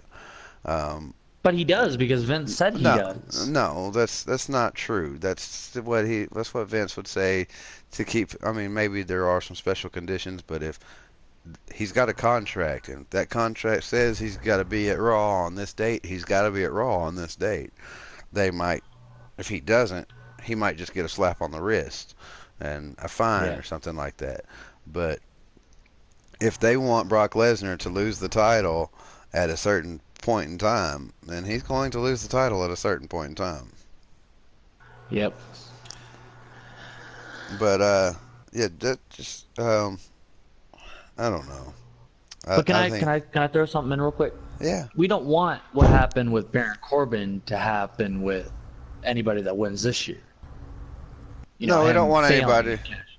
We don't want anybody to fail cashing in. That was even though it was Baron Corbin, it was still kind of a bummer. Yeah. I was like, it completely wasted bummer for Money in the who? Bank. I mean, I didn't necessarily want to see him have a title, but it made that Money in the Bank. It made me feel like I watched that Money in the Bank for nothing. Well, that's true. Yep. From that point of view, yeah. It was still pretty hilarious to see him. Yeah, I mean, he got his comeuppance, and I mean that wasn't bad. I But liked that. it happened so fast. It was just like, wow, we watched that whole pay-per-view so he could fuck up in like 5 Lose seconds. to Jinder. Well, he didn't lose to Jinder Mahal. He lost to John Cena, and technically cashing in on Jinder. He did lose to Jinder. So, but anyways, we're getting off topic here. Yeah. The next match was Billy Kay. Wait, it was Peyton Royce and Charlotte Flair. This was a good match. There was one pretty bad spot where they did the moonsault and she put her knees up. Looked like she damn near kicked Charlotte in the face when she put her knees up. It was pretty bad. But I don't know. This wasn't the greatest match I've seen.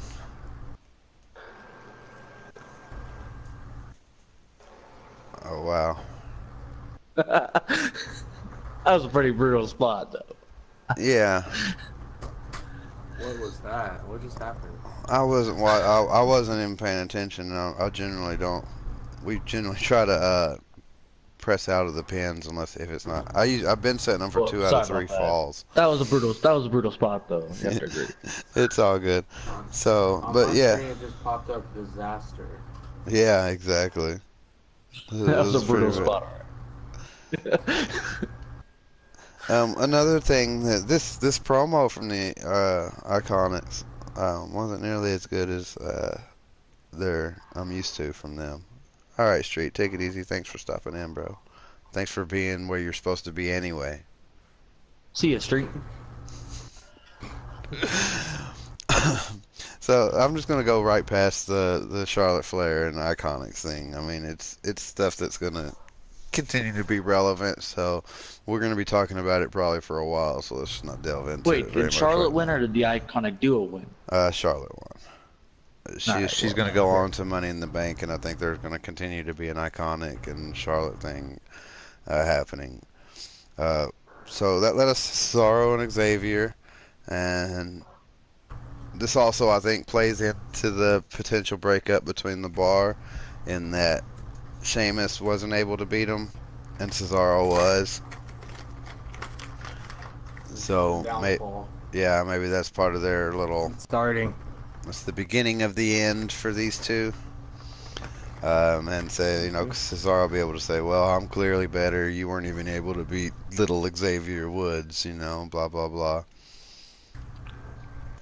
Yeah, but let's Maybe not a heel down turn Xavier for Woods. Cesaro? Xavier Woods is great. We know So, that, but I mean, that's it's the way- size that's the way they difference. go It's the with size that. thing, It's because he's supposed to. It's just like if Braun Strowman and Bobby Lashley were having a contest to see who could beat up, Rey Mysterio, or somebody. Yeah, but if that- even who could beat Kalisto the fastest if Braun Strowman and Bobby Lashley were having a competition. Well, but That's if that's the the way they go with. thing that it was. They were looking Yeah, at. but They if were that's using the way Xavier as fodder. If they go with that with Cesaro's character, then I'm gonna just say whatever I said about Cesaro earlier. Screw him if they want to do that, because Xavier Wood is a great talent. That's all I Well, gotta say. I think that basically what they were trying to, the story they were trying to tell is that Xavier Woods is the smaller guy. So Yeah. it stands to reason that Sheamus or Cesaro should be able to beat him easily. Or And this is in starting a New Day bar feud. no, I don't think so. I don't Because think so. I think it's starting more feud between Sheamus and Cesaro. There Didn't the are New a lot Day of rumors help? going around that the New Day is close to breaking up because they're not selling merch. They're not in the top 10 merch sellers anymore right now. But they just need a new shirt or a new something, you know, a new catchphrase. You know, it's not hard to keep the New Day relevant, and they're not on the. I mean, I know that they're still in the tag picture, but they're not winning titles lately, and they're not. They're mostly mascots to me. Yep. And that's what they should. Definitely. And I like them like that. They're entertaining. A lot of people think they're stale or they're tired of it, but I still think they're fucking hilarious. I don't care. I love the New Day. Uh, Biggie is hilarious. Kofi's hilarious. Xavier's hilarious. He, sometimes it's not. It doesn't always work well, but 9 times out of 10, it's gold. They're great. Their chemistry is undeniable. You shouldn't break up the New Day. It'd be like turning Bailey heel.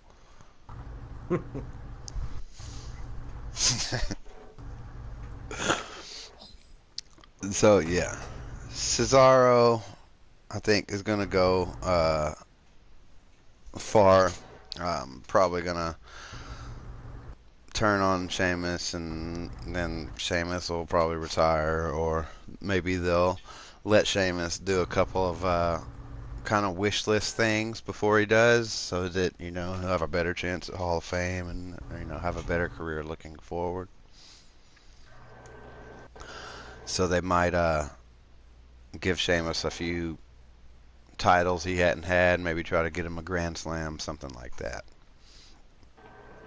So potentially, if they break up, you might see a Sheamus push before a Cesaro push because Sheamus has a limited shelf life, and they may want him to get a few more notches on his belt, so to speak. Yep. I just thought of that. That may be, that's what I would do if I were running the company.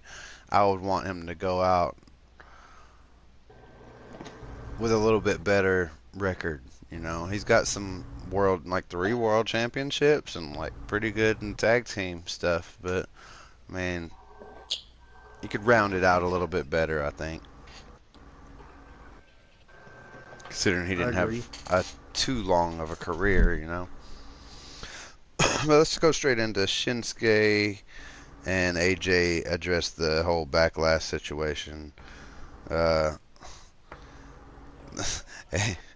the pop Shinsuke got when he said AJ Styles is nuts. Like the whole crowd just kind of, and the bad thing is that's not even a good joke. Like AJ Styles is nuts. I'm like, oh, he said nuts. Ha. So then, Just we got makes the him say anything and be hilarious. yeah. It was good. I used to know English, but I forgot. I was dying, dude. Yeah, it was mostly just to keep the feud relevant, I think. Like he's obviously like plainly speaking English. Yeah, he's saying I forgot. It's like I don't know, like it's something like only he could have done. Only he could have pulled this whole thing off. Now, Becky Lynch and Mandy Rose was the next match. Mandy Rose had a new entrance theme. Some people thought it was interesting. I like the how like the around her was like blurred out. Yeah. Kind of cool.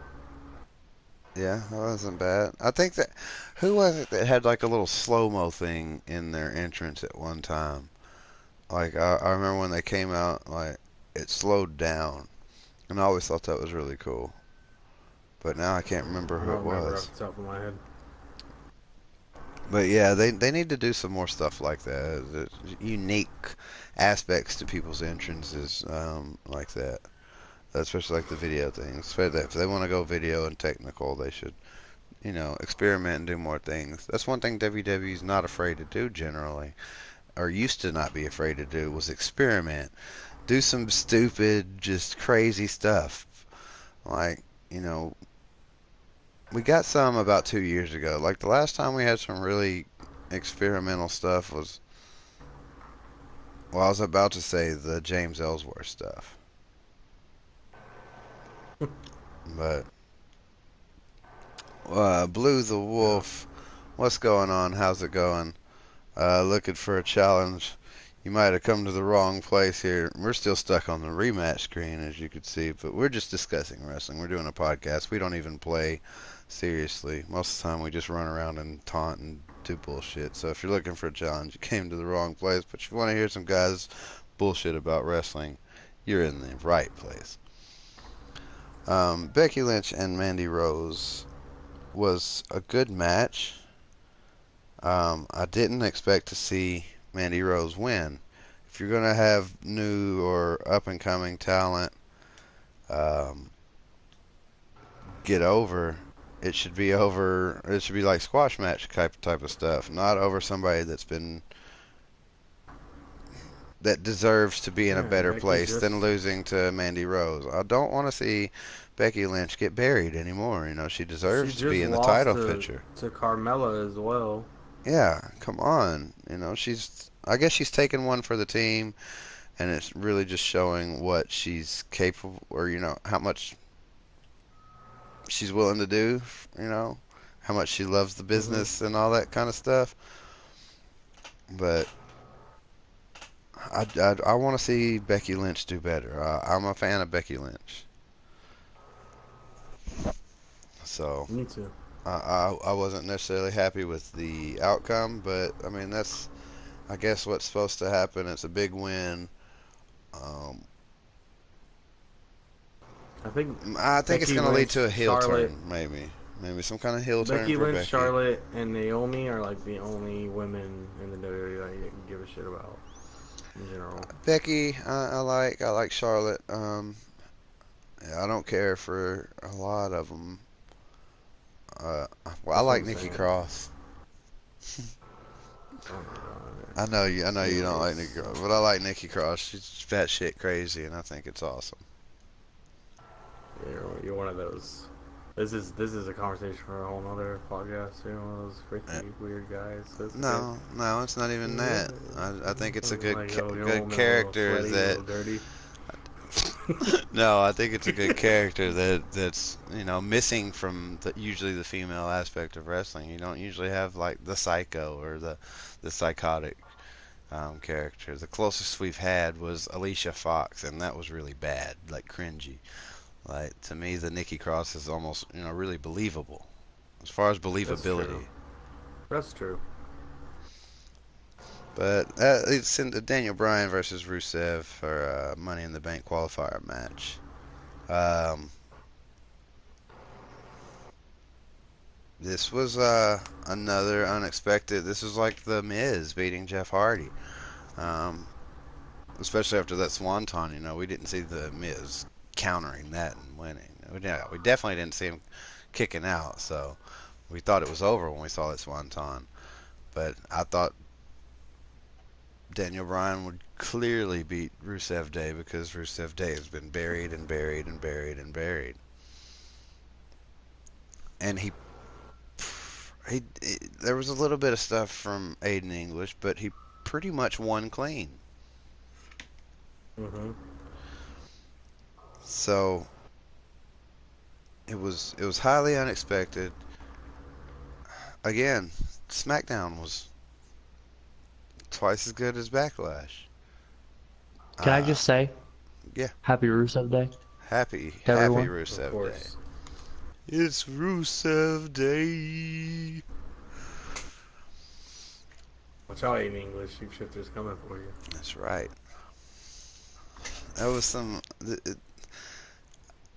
I'm almost disgusted that we can have two shows back to back that aren't even close to as good as the paper. Or, I mean, that were twice as good as the pay-per-view we saw before it.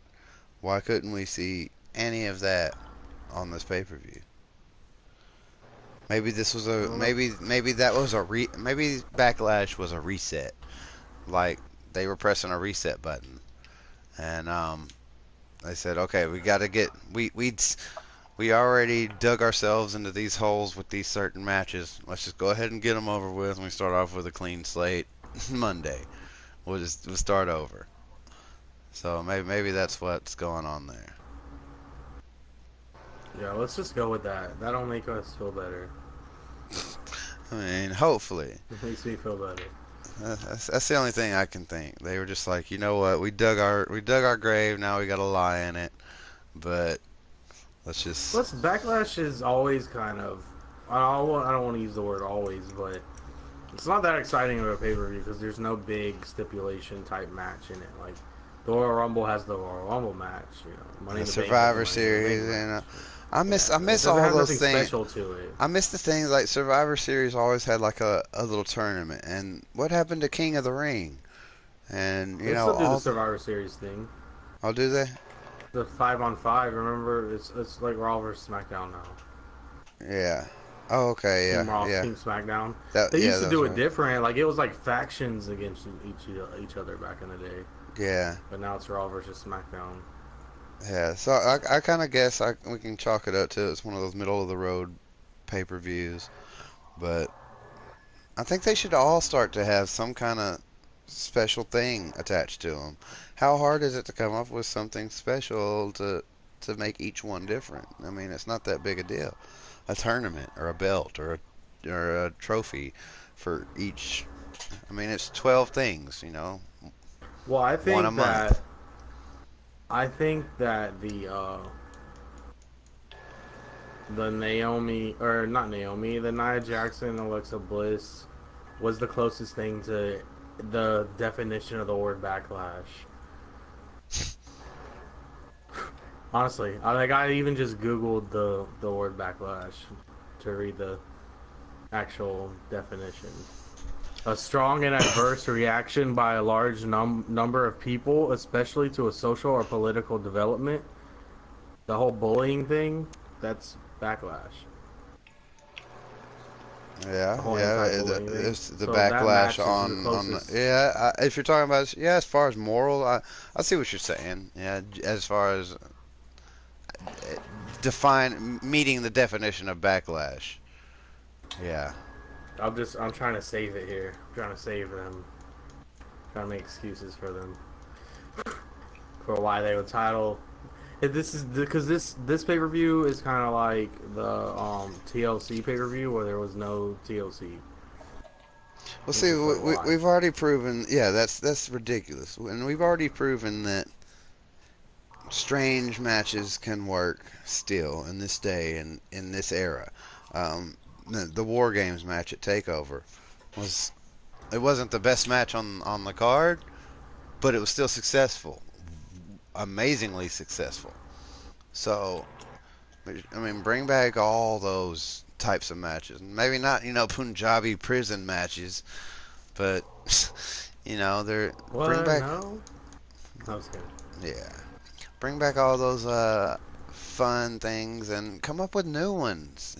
Stop relying on all the old things. People want to see new things, and I mean, look how much we love, certain things that we do. Wasn't that a backlash? What pay-per-view did that match happen? The Punjabi prison. That battleground. Battleground. Okay. Oh, yeah. They're That's basically the same thing. all in all. Yeah, but the Punjabi prison match wasn't bad. I mean, it wasn't terrible. It had a couple of big spots that needed to happen. Yeah, because we definitely It was needed Great better Khali to left come out where it and came No, no, from. no, no. I'm not talking about the Great Khali. I'm talking about like the Singh brothers going to the tables, and the Great Khali was just the killer of the what it was. It yeah. would have been way better if the Great Khali wouldn't have come out, but they had to. But it made sense because it was, the Great Khali I guess knows Jinder Mahal, so I guess he asked him to help him out a little bit, and he did. And but that was that pay per view sucked without the Punjabi prison match. I mean, That's Rusev also lost. well, Rusev wasn't getting his push back then. We wanted Rusev to lose back then because we didn't like Rusev back then. A few people did. I think I was starting to get on the because I had just started to see some of the social media stuff that Rusev did, and the oh my god, please tell me somebody now has seen the Florida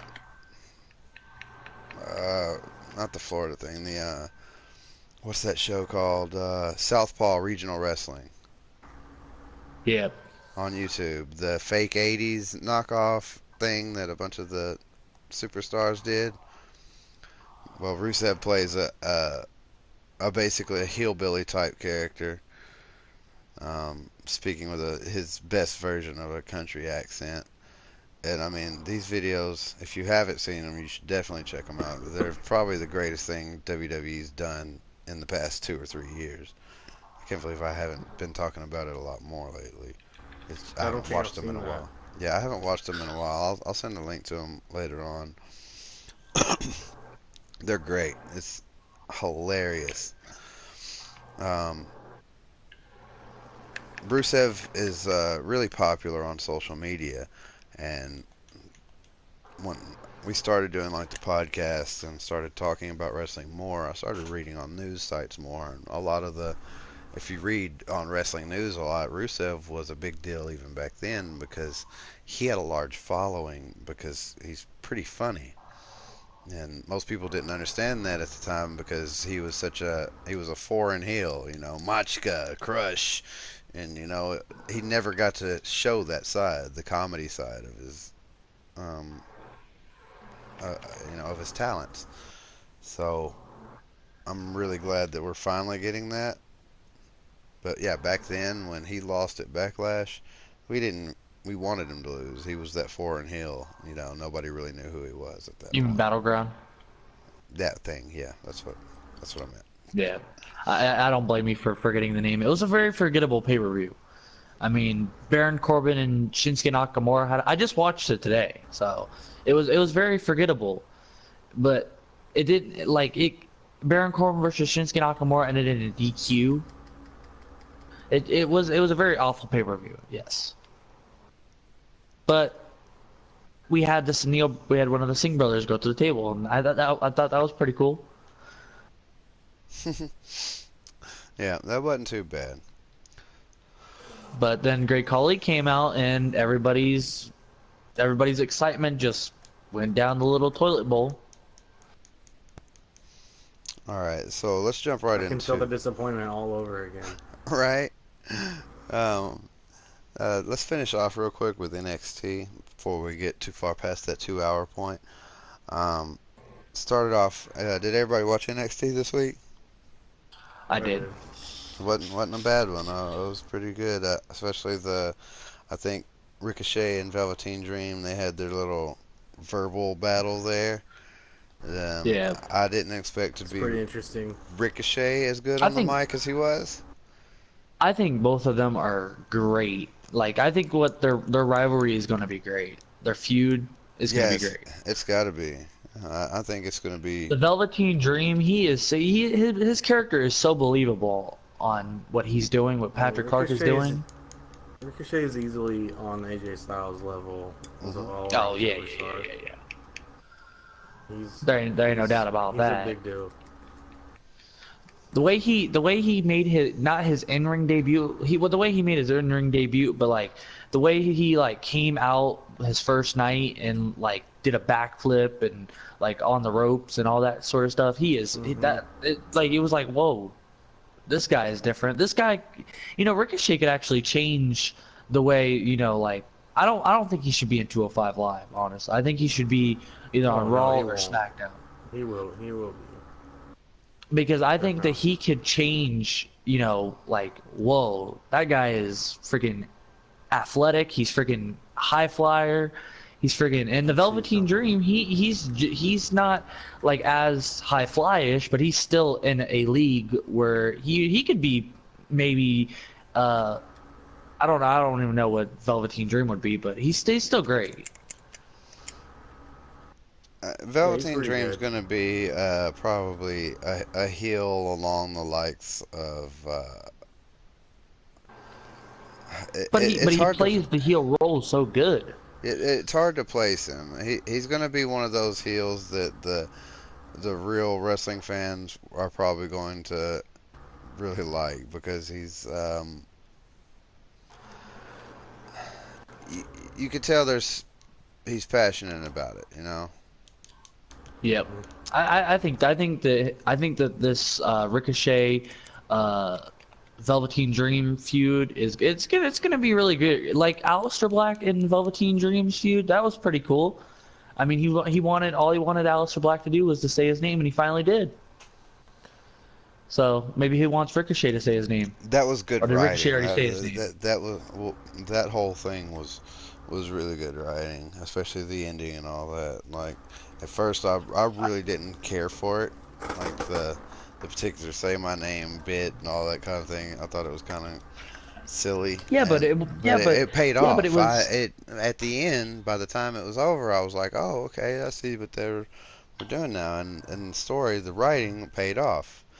So yeah, but that's there was no championship involved. There was no, I mean, there was really nothing involved, but just besides Aleister Black saying the Velveteen Dream's name, and it got a huge pop when he did. So yeah, nobody saw it coming.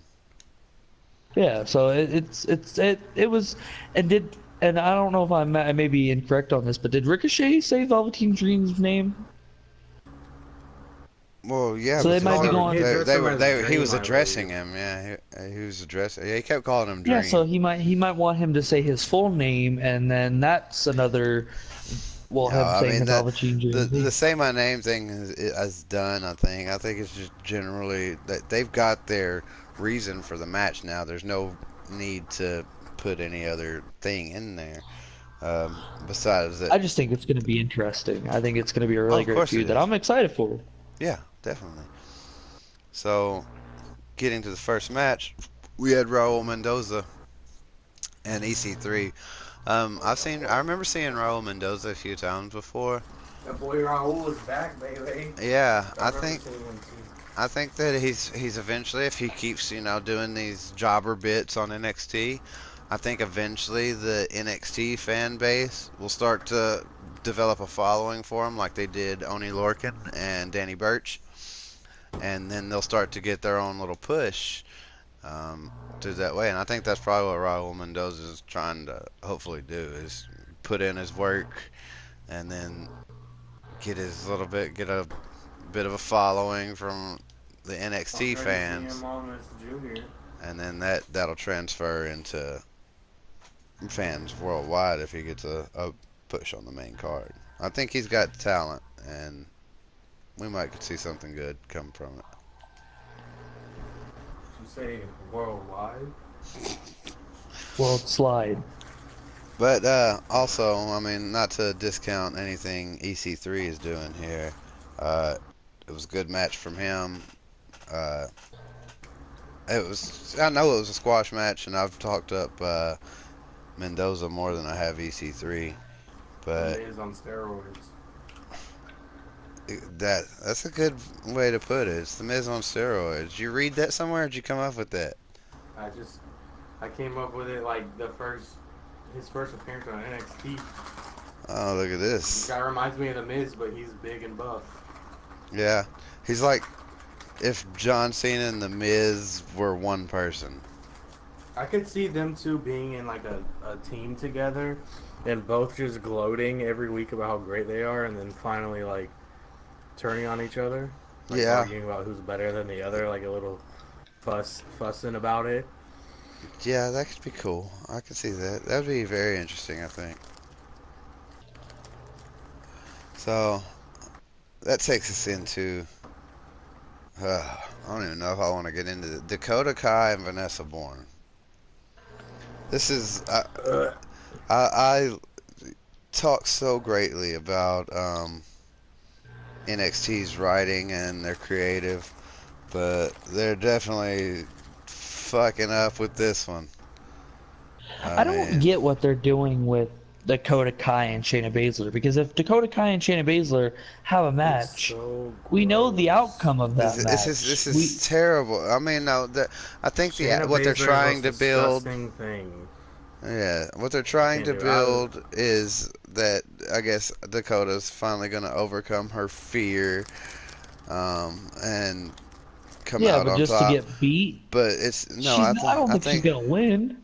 she's going to have to if they're going to keep up with the that's so storyline. gay. They're going to Like, who dig is themselves this into the same for? hole they did with Nia Jax. You can't tell people, you can't send a bullying message and have the bully win. True.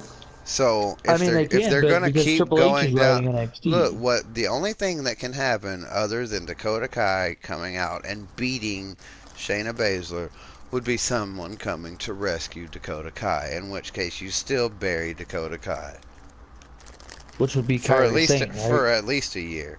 And if it's Kyrie Sane, I don't. We've already seen Kyrie Sane beat Shayna Baszler. I don't want to see it again. Yeah, but somebody's got to take the title off of her. I don't think it's gonna be Dakota Kai. I can't see. I mean, I love Dakota Kai, but I just don't see her beating Shayna Baszler Well, but because here's the she's so thing. afraid of Sh- Shayna Baszler. They Here's the want thing. you to not see that right now. What they're gonna do, and it's what they're doing right now, is just like last week they had her beat, or no, this week. Yeah, well, this week they had her beat Vanessa Bourne, and then Shayna Baszler comes out. So next week, just like when the match ended and she was walking backstage, Nikki Cross was, doing her batshit crazy stuff. I guarantee you, this week on NXT, we see Dakota Kai beat Nikki Cross. Or we I don't know see. because they're aren't they supposed to? Oh well, yeah, maybe because they Yeah, haven't officially announced when Sandy was gonna show up on SmackDown yet. well, wait a And minute. Now, when I read that Sanity was on, they named all three male members, but they left her name yeah, off. because that makes perfect sense because Aleister Black beat Eric Young last week. Well, yeah, And yeah. then he knocked out the other two, so that was their way of getting kicked off the show. Not kicked off, but you get what I'm saying. So this will be Written the off. way to say goodbye to Nikki Cross. Yeah, I hope she Well, goes to the I main heard roster too, another but one. I don't. I I had a heard a bad feeling that she was going to stay on NXT.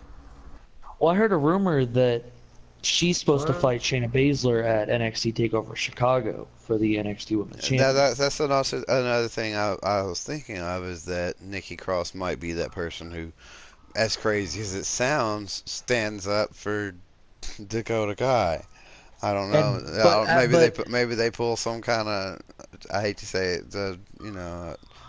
I'm not trying. Maybe they pull some kind of lesbian angle or something. Maybe they got the hots for each What? other.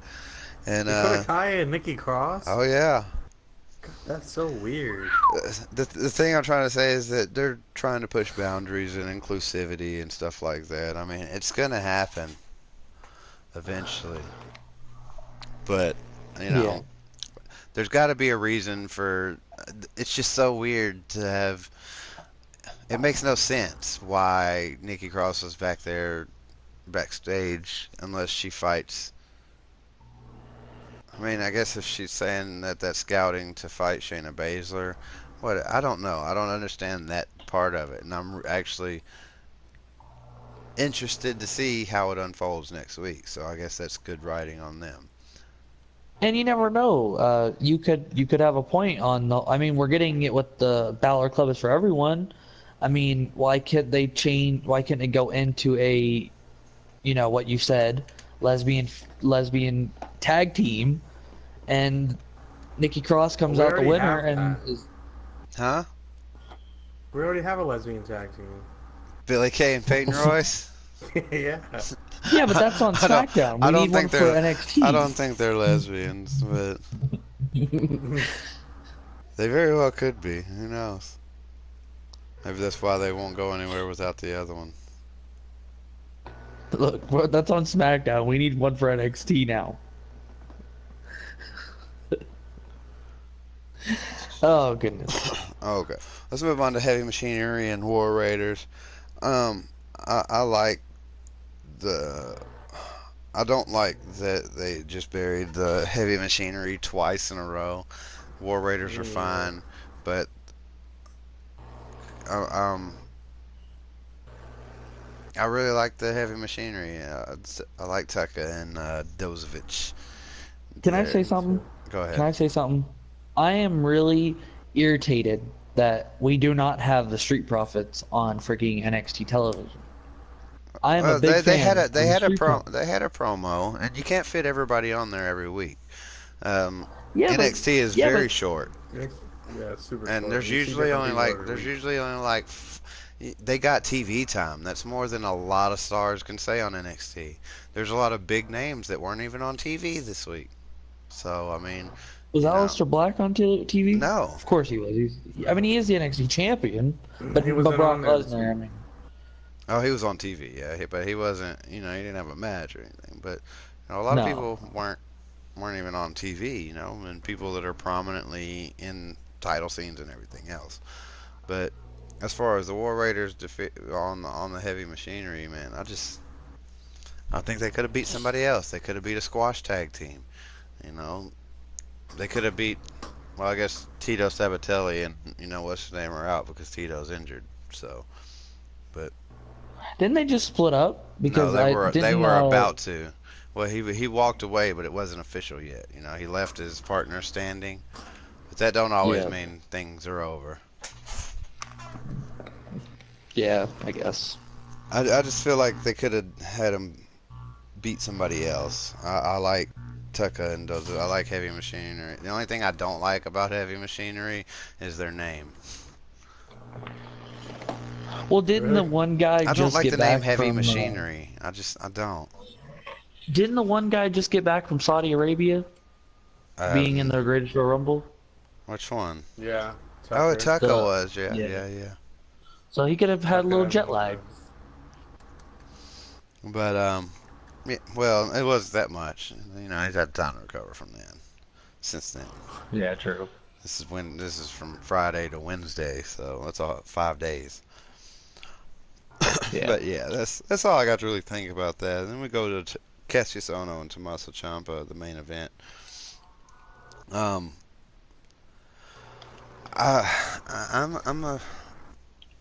not a big fan of Cassius Ohno. Because I thought Ohno was gone, and he just showed up out of nowhere.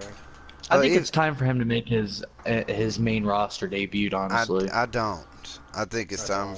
I think it's time for him to get future endeavored. I like Cassius. Don't I like send away Chris Hero. No, I think he's just like this. Like you said about Oni and Danny, I think he's just gonna stay on NXT. Yeah, but like forever. He could be an NXT, but he shouldn't. He's a jobber. I don't like the way I don't like his wrestling. I don't like his wrestling. No. I don't like his wrestling. I don't like. I'm with you on that one, Cheap. I'm with you on that one. I don't like his wrestling either. It's crap, but it's not crap. But it's not. I don't know. I don't like his wrestling. I don't know if he was better somewhere else or because I guess he came from the Indies and was a big deal there. He wasn't good on the Indies though. Yeah, I don't understand the big deal about him. Knockout artist, I don't see it very often because I never see him win. When he first came, he got a little bit of a push, and I mean maybe that's why I don't like him because he always loses. But I don't buy into him. I don't. He's not believable as somebody. I just don't like. I can't explain it. I don't like Cassius Ohno. Do you at least like his theme song? No, not really, because I mean it's his his name. theme song is I did at first, but it's just annoying. It's catchy, Like right now, just because you said, "Do I like his theme song?" Now his damn theme song stuck in his head because I'm thinking about his theme song. But I do love Tommaso Ciampa. Yeah, he's great.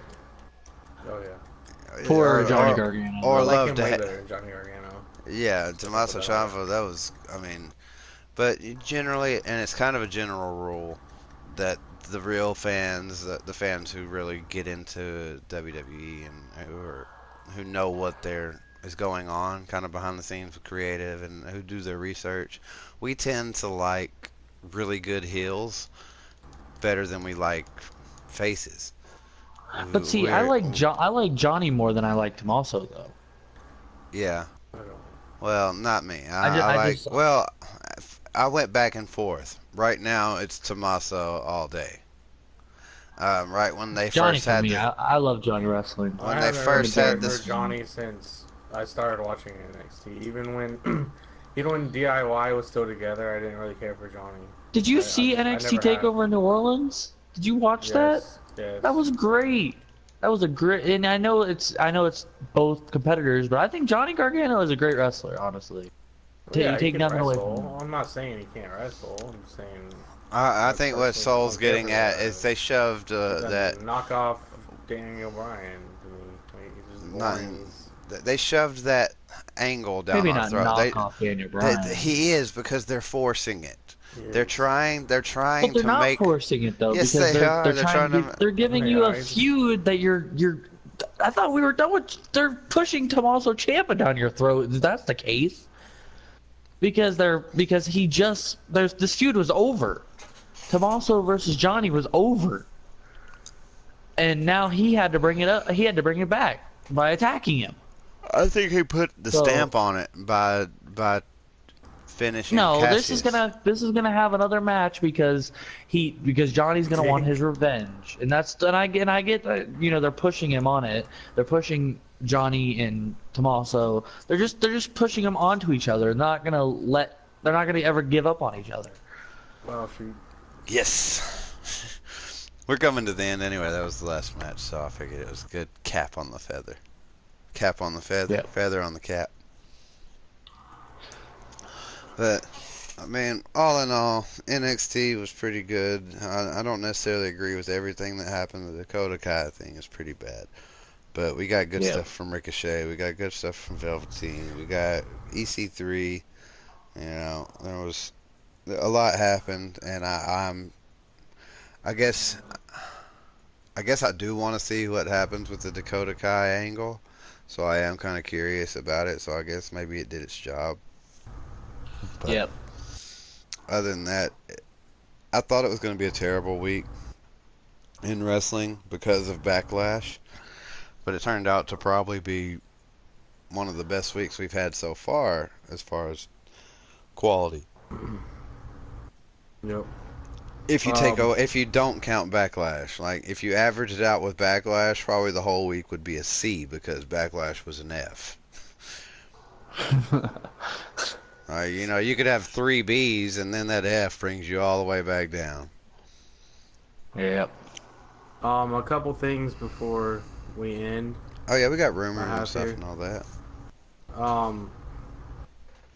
PW Insider notes that there are no plans for future 205 Live house shows. So that's the beginning of the demise of 205 Live. They're not going to be doing house shows anymore. Uh-oh. Did they ever do house shows? Well, I apparently. believe so. Yeah.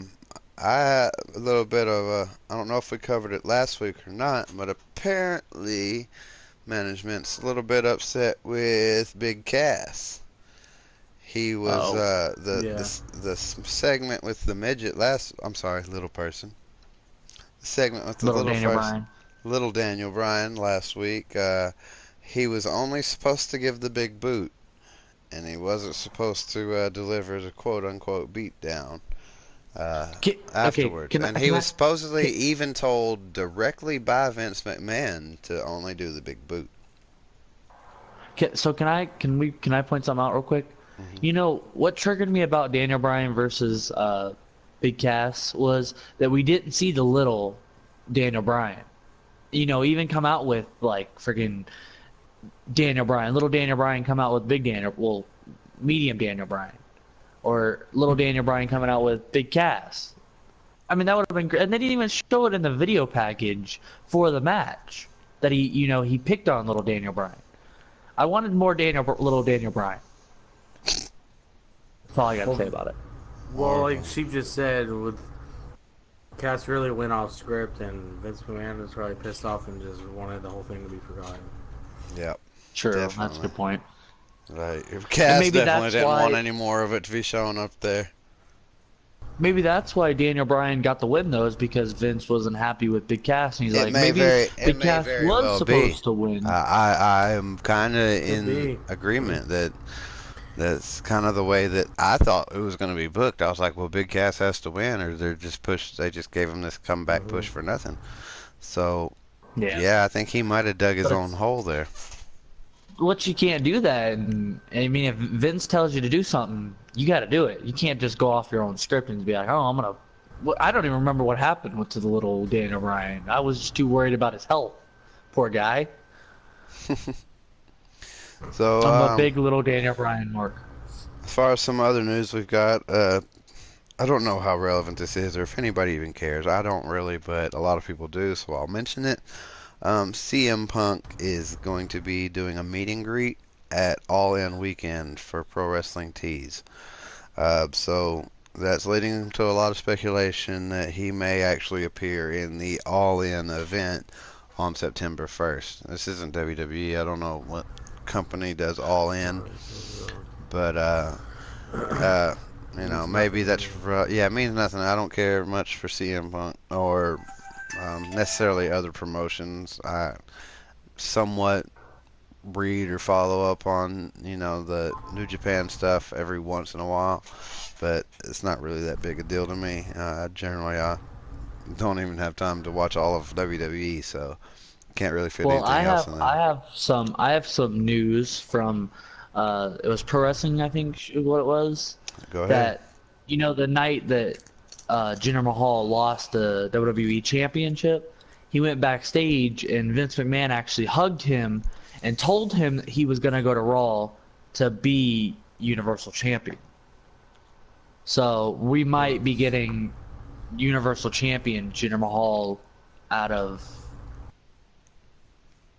Sorry to break everybody's barriers. Better not fucking be Brock or I'm done. Swear to God. Sorry to break I'm done. everybody's freaking. I will never watch WWE again. I'm done with the podcast. I'm deleting the game off my PlayStation. Sorry to freaking burst everybody's not wanting Jinder That's Mahal not to be. It's on a. It was in a rumor that. I'm just saying. Fuck the person that wrote that. I'm just saying. I want to be on your side of the train with that because I don't like Jinder Mahal.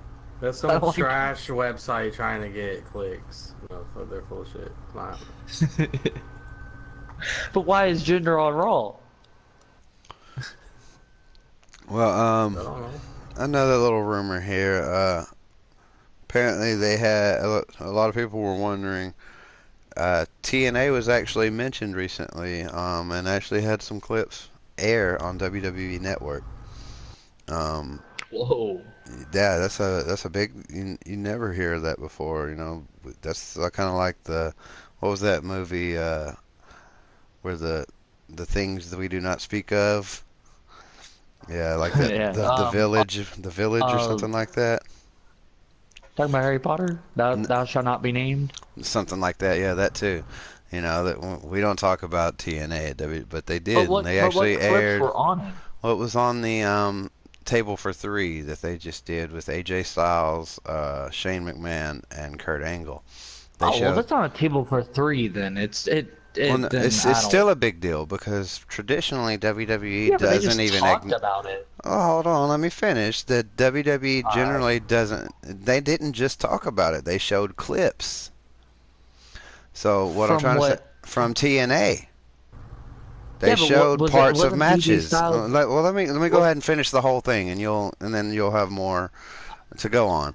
Basically, they were talking about matches that Kurt Angle had with AJ Styles in TNA, and they showed whole little bits of segments from matches with Kurt Angle and AJ Styles back in the TNA days. And what this means is that WWE collaborated with TNA and Impact to get those images and all that stuff, and that means that there are barriers being taken down that previously were inaccessible. You know, it went from a culture where we don't talk about them to, well, you know, last year there was a little bit more. We had some good stuff come where like they mentioned some stuff, and what's her name, the chick, Dixie, did a thing on the 24 thing for Kurt Angle. So slowly and slowly, the bridge there is starting to get mended, and maybe we'll start to be able to get all that old Impact stuff on the network, and maybe you can start seeing more. I think probably what it builds into, I think probably what it builds into is maybe WWE buying Impact and folding it into buy Impact and fold it into NXT. Yeah. Well, whenever all this goes down, Jinder Mahal will be the Universal Champion, and we won't have to worry about it. So. Oh my God! All right, I'm going to bed. I think that's enough tonight, ladies and gentlemen. Let's call it. I'm not gonna be able to sleep tonight. Why would you even speak of this? Why is this even? We were bringing up rumors. Little piece of shit. I want to know what little piece of shit sat there and wrote this article about. Who wrote this? Who even said this? I'm gonna send you the article. No, don't send it to me. I won't open it. Yeah, I'm gonna send it to you because it has a picture of Jinder Mahal with the Universal Championship, and it's disgrace, and it makes me blinded. All right. Okay, then that's definitely clickbait. The question of the day is in what fucking It's not clickbait, but it wasn't with, but it was like you know, not, he didn't have the championship, but he had it like somebody done photoshopped it on his shoulder, pretty much. Yeah. We'll have to see. We'll have to see. It might, Vince McMahon's brain works differently than everybody else's. He wants Jinder Mahal to have that championship to beat Brock Lesnar. That's what's gonna happen. No. Nobody on this entire planet wants to see Jinder Mahal versus Brock Lesnar. Well, we got Jinder Mahal versus Randy Orton, and look how that turned out. All right. God, if they let him beat Randy and Brock, no. It was bad enough that he beat Randy. Yeah, in a terrible match at last year's Backlash that was kind of terrible. So this year's Backlash and last year's Backlash, they really just like, No, just no. No, there. So I gave you some required video reading in the Discord. I'd advise it. If you haven't seen it, Monsters, check out Southpaw Regional Wrestling on YouTube. It's the greatest thing WWE has thrown together. And I mean, they should make more of this. It's got. Was it a real thing or is this like a skit thing? It's like a skit thing. It's basically like promos from like with all these stars like making like it's an 80s wrestling thing almost. It's oh god, it's so great. It's got I honestly love how mad Soul gets whenever I mention Jinder Mahal being Universal Champion. You should stop before he quits. You're gonna make him he's gonna rage quit. Don't. I love it. But yeah, guys, thanks for tuning in to the podcast. I'm not trying to get him mad. Though. You're gonna make this. He's over here starting to get suicidal, so we're gonna cut it off. Don't get suicidal, boss. Don't get suicidal. World War III.